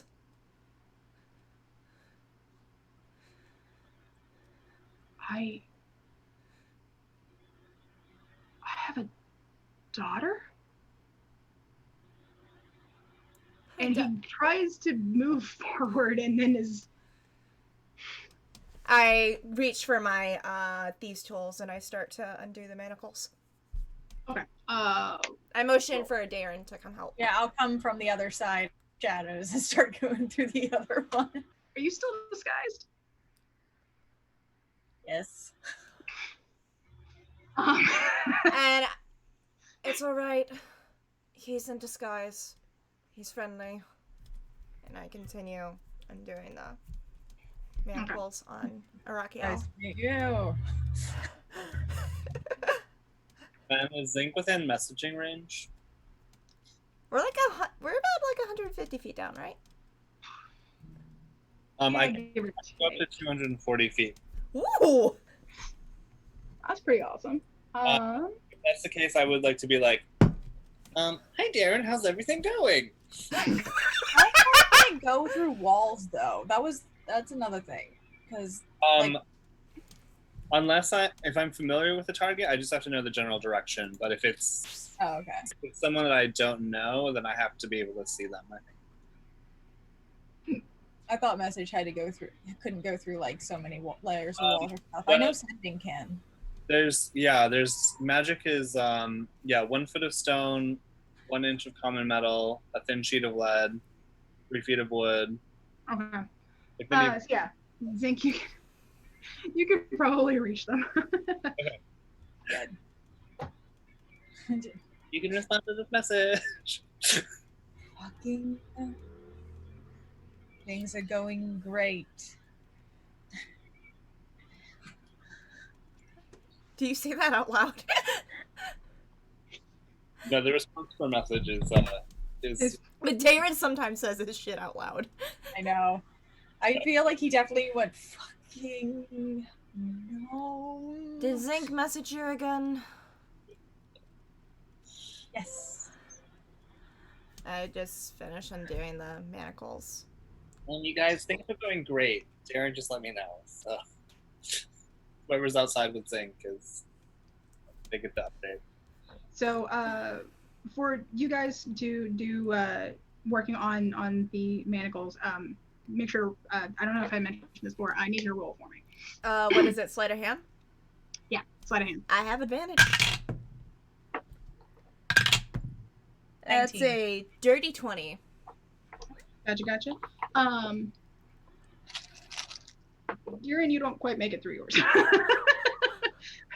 Sorry. Such a great first impression.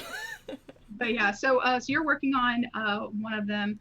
And Sierra, you managed to get yours undone. You get to hear the first click.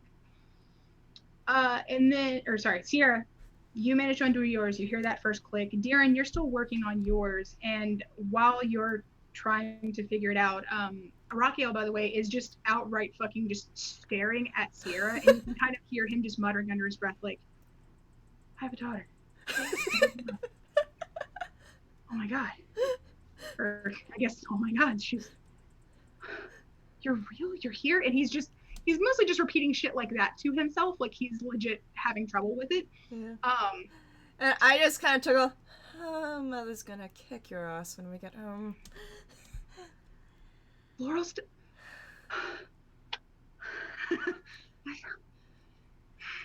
If he says that, Darren just goes, and recently single.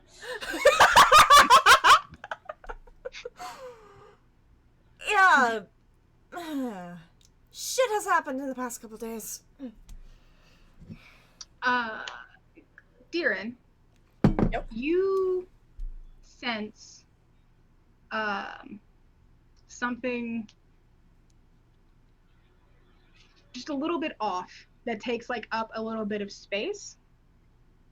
And as you turn toward the door to figure out the fuck that is, it slams. Oh no! And you guys hear the very loud, almost metallic-y sounding like tink tink tink tink tink of someone's nails kind of against the metal of the door. And you see backlit. I didn't know they were coming. Huh? Is it with a passive of 25? I didn't hear them coming. Because they got spells too. Damn. So you hear the tink tink tink tink, and you see the backlit behind the pure white hair, dark obsidian skin, and very wide sadistic smile of someone wearing a crown. And she goes, "Oh, I just love it when a plan comes together. And I need both, I guess I could technically need all three of you to make me a con save." Fuck! Oh no, that's really bad. Bad for me too. Oh no, that was really bad. 13. Darren? Is this a charm effect? No, it's not. Then 5. I wish I could say I was 10 feet from you, but I'm definitely not. Pretty much not. No. And my dad's only a cleric. He's not a paladin. Yeah. So you see him trying to he's trying not to breathe. Darren? And Oh, it's putting me to sleep? It's not putting you to sleep. It's knocking you the fuck out. Like it's just sending you into consciousness because it's a poison. Because magic cannot put me to sleep. It's a poison. No, it's not a thing of if I shook you, you'd wake up. No, you're fucking unconscious. Okay. What did you do? Is Well, my dad still awake? He's not. It looks like there's a little tiny hole right by his right behind his head, and you can see a pale green something coming out of it in the light. And she goes, "Well, I need entertainment, don't I?" And that's about when you lose consciousness. Topside-ish.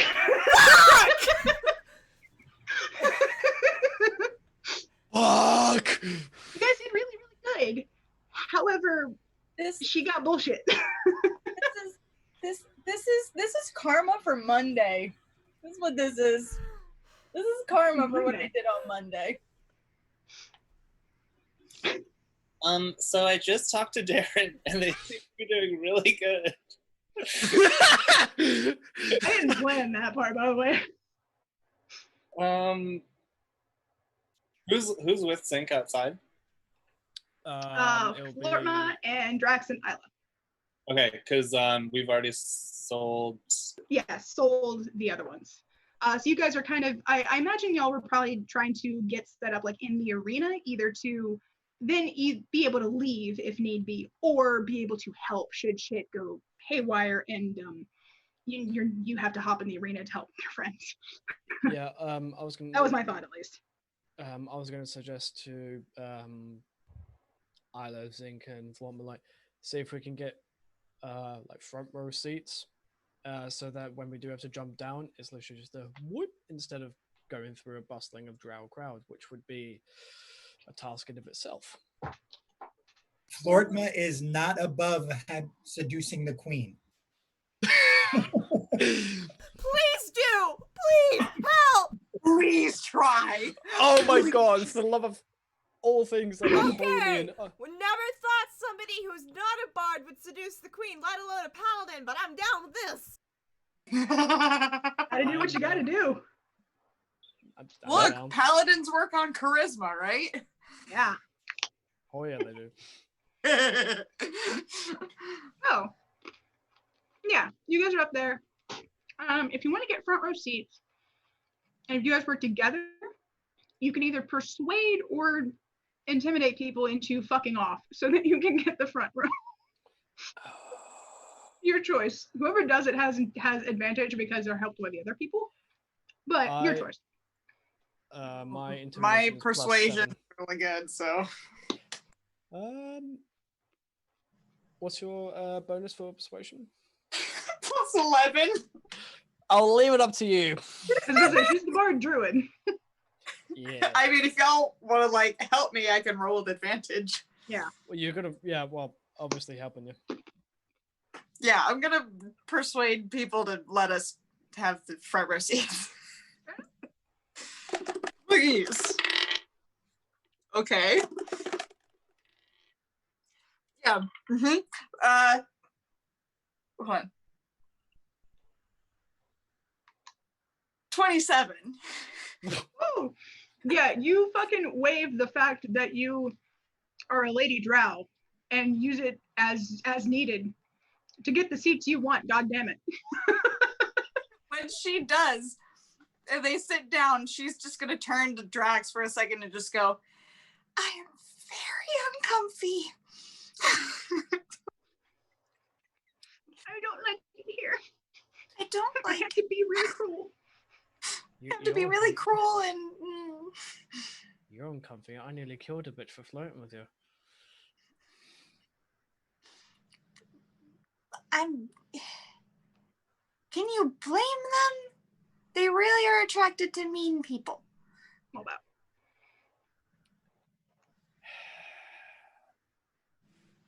No, I can't. Should we save a seat for Darren and Sierra? Something tells me when we need to bamf the fuck out, or at least get the fuck out, we will know. Mm-hmm. Okay. But we can save them seats in case they come. In that case, I'm gonna get some popcorn. Go for it. Do you guys want anything, Isla? I'm still pretty full from the duck, so I'm good. Like in a mail? Cask of mead? I'm good. I'm not hungry. No. Fun fact, down here it is called puff sport. Pups. Pop spore instead of popcorn? Yeah, because it's a sport derivative. Yeah. There's no corn down here. There's no sun. Okay. If it doesn't taste good, Zink's gonna use prestidigitation to make it No, it taste tastes very good, especially because they have a spicy variant. good. Yeah, it's kind of like puffy Cheeto ball, like little cheese balls, puffy Cheeto balls. Those Yeah. things. Zink's gonna get the largest container he can, and then he's gonna get a second one of the spicy. Good shit. So, you guys are heading back. You've heard a lot of people that are talking about the potential stuff that's going to be going down with the secret champion, and all of that good stuff. And eventually, like, as the time kind of goes by, like, because Zink, you spoke to them, but as about 15, 20 minutes go by, you still haven't heard any word back from either of them. And that's when I think, I don't know, maybe you start to get a little bit worried or anything like that. You guys are noticing that people around you are getting really, really excited. It looks like it's almost time for everything to begin. All that kind of good stuff. So what do you do? Still nothing from Darren or Sierra, Zink? You're muted. Muted. Stop swearing in Gnomish. Candy, but I haven't checked in a while, but I don't know. Let me see. Hey Darren, are things still going good? I got some puff corn or puff spore, or I don't know. They're really good. And we saved you some seats. You can respond to this message. You get no response. About to say, can I though? Can I? Punch. No, because you are fully unconscious. Cool. I'm sorry. Cool. No doubt. We just need a T-shirt that says "cool." ... Cool. Right? Us and the Brooklyn Nine-Nine groups.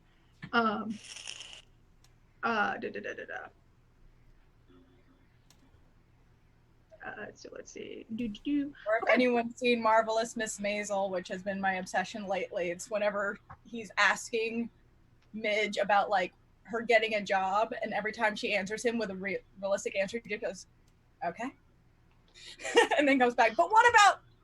Okay. So yeah. So I figured we're going to about 11 my time.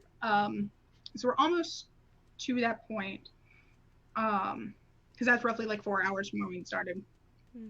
So we're basically to that point. So I think what we're gonna do is for you guys. Sorry, Gray, it just doesn't get resolved this week. It can't.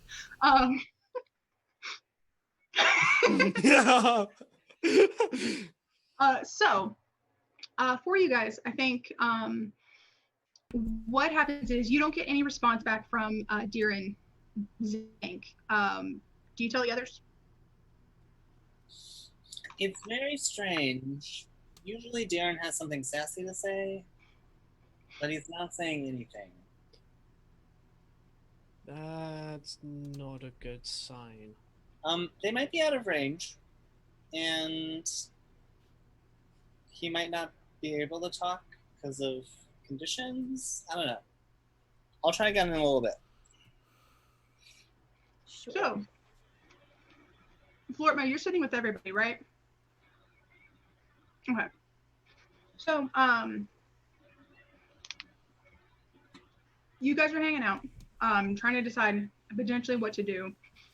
All that's going on, you feel somebody who's next to you. Do you look over? Yes. Cool. It's a fairly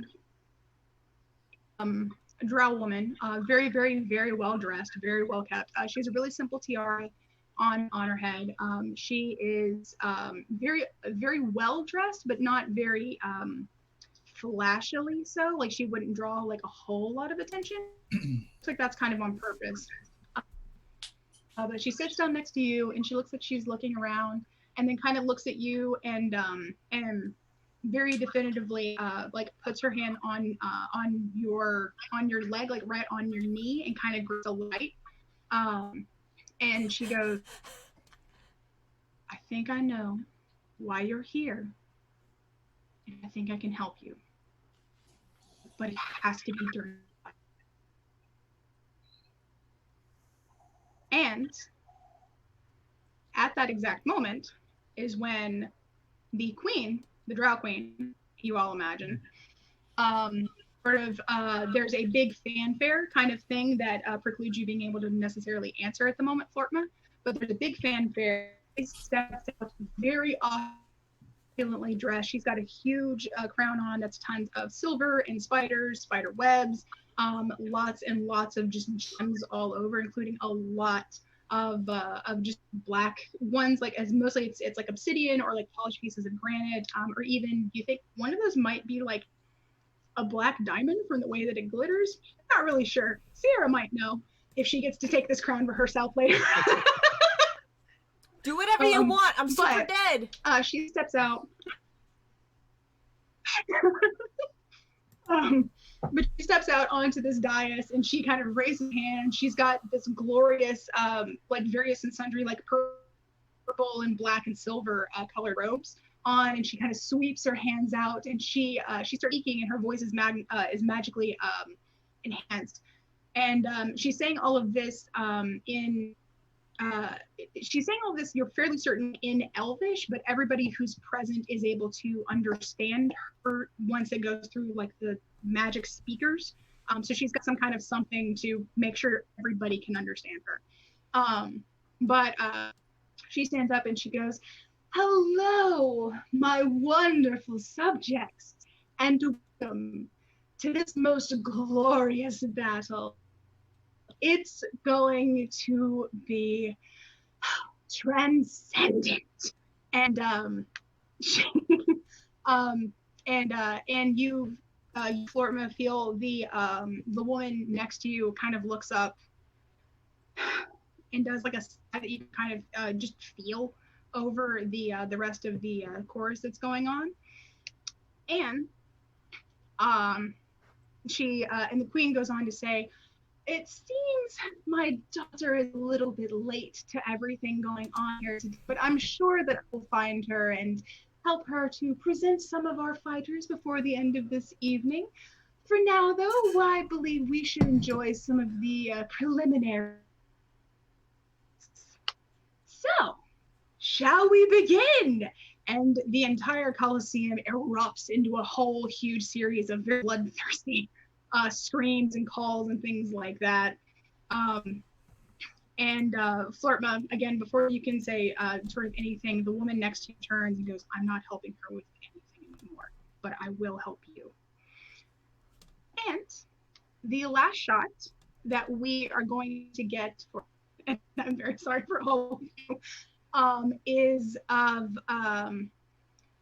a dual shot of Darren and Sarah, both very odd tied up position, where basically it's like hands above heads, and also like the thing is looped around, so it's like you're on your knees with your hand over your head kind of thing. But both of you kind of open your eyes, look across, and you can see each other. You can't see anybody else that's in here, and you can hear the Colosseum outside roaring to life.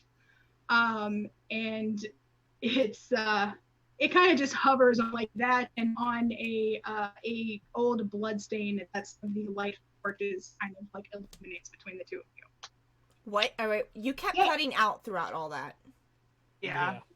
Oh no! Can you guys hear me okay now? Sort of. Why are you like this? Okay.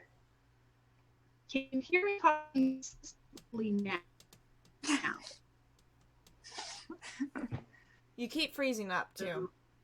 Yeah. Why? There's nothing going on, and I have full screen things. All right, one sec. I think I just have to wait for the internet to stabilize some. Okay. Is it any better yet? A little. Okay. So I will try to explain that one more time. Y'all. Yeah, I couldn't really hear the final shot at all. Yeah. Gotcha. Okay. So want to make clear before I try to do it again. Are okay. We keep losing. They are not dead. So Okay, from what I heard was that Sierra and Darren are tied up with across from each other, and there's a blood stain on the floor while the whole Coliseum goes into like woohoo mode. Is that? Yeah, it's. Am I right? Okay. It's an old. Yeah, they're tied up, facing each other. Yeah. Can't seem to necessarily get out of it yet. There's an old creepy blood stain on the floor, not from them, just old. And the Colosseum is erupting into cheers behind them. That come through? Yeah. Yes. Awesome. So yeah. And we'll have to find out what happens next time. Shit, fuck. Yeah. Flirt gets a princess. I'd say you're the knight in shining armor, but you're the knight in goth armor. Can this princess just join our party now, please? Right. Right? Now we have 2 princesses. Fuck!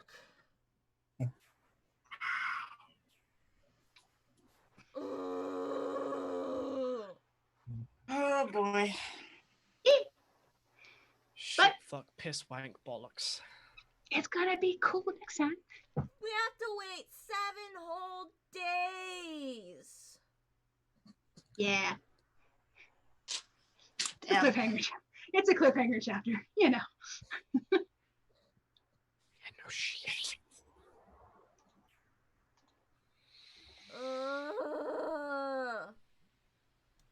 Oh man.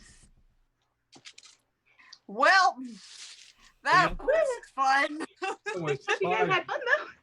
Yeah, it was much fun. I got to give someone a concussion. Oh yeah, you guys are in the fucking prison. Y'all don't know what happened. Nope. Yeah. None of didn't see y'all that know bitch. what happened to us. We didn't see that bitch go in. I don't know what happened to me and Sudha. It's because I bamfed my wings out, isn't it? Hmm? It's because I bamfed my wings out, isn't it? Not necessarily. I feel like she spun a web and you flew right into it. I feel like we all did, because that's kind of her thing. Fucking spider obsessed drows. Fucking. Now she flew with me. Just. Fucking drow bitch. I'm slitting her throat. I called dibs. That bitch is going to die by my hands. I would like to headbutt at least one more person by the end of this Coliseum battle. Ah! Just kind of grab one of the poor saps that has to go up against me. I kind of rest my hands on his shoulder. I am sparing your life. Knock him the fuck out. You go sleep now. Sleep, go sleep, go sleep, go sleep, go sleep. Yeah, just go sleep. Put together some poison lipstick. I can wear it when I kiss the queen. Ooh. I was already brainstorming ideas for poisoned lipstick because I'm the makeup guru. I just don't have the right poison right now. Think does. And you're tied up in a prison right now. Yeah.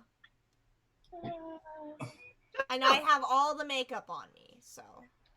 Think will find you. We'll always find you. Swear to God, if I have to hunt down my fucking dagger, I'm gonna slit somebody's throat with it. Please slit mine. I already want to die. This is exciting. Sierra is the whole fucking reason you probably lost all your stuff, so please be mad at her. 'Cause I'm mad at her. She's mad at herself for falling into this trap. I can't believe we're already finished with the session. It's only 8 o'clock here. We started early. Yeah. Hope you guys still had fun though. Mm-hmm. Oh yeah, it was good fun. Sorry I wasn't more present. I had like a lot of distractions here. Yeah, no, it's fair. You're fine, dude. Are we still live? Are we still streaming? Yeah, I haven't shut the stream off yet. Thanks for watching, everyone. I appreciate it. Hope you enjoyed it. Tell your friends. Friend of us. We would like to be more popular. Yeah, we have 5 viewers right now. This is cool. Woo! No, I appreciate it. I appreciate the people that follow the story because it's really fun to be part of it. Yeah. Yeah. And you guys are all like really great with your characters, and of course Ben is the best. As far as DMs go, I am envious. I have to. Somebody is dying next session. It's either Sierra or the Drow Queen, or maybe both. Somebody's dying. Raven Queen's gonna be so mad if it's you again. She is. She won't let me What be did I resurrected. just say, child? We talked about this. Sarah will be like, in my defense, I did take your advice, and then a drow bitch poisoned me. I'm just like, it was going so well. That should have been so well. When it was going so well. so and that well.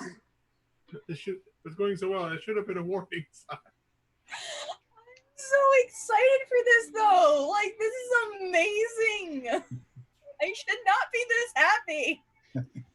things are too good to be true. I'm just waiting for Darren to scold Sierra. I'm waiting for it. When things are too good to be true, they usually are. I think I need for pop spores. Sounds super.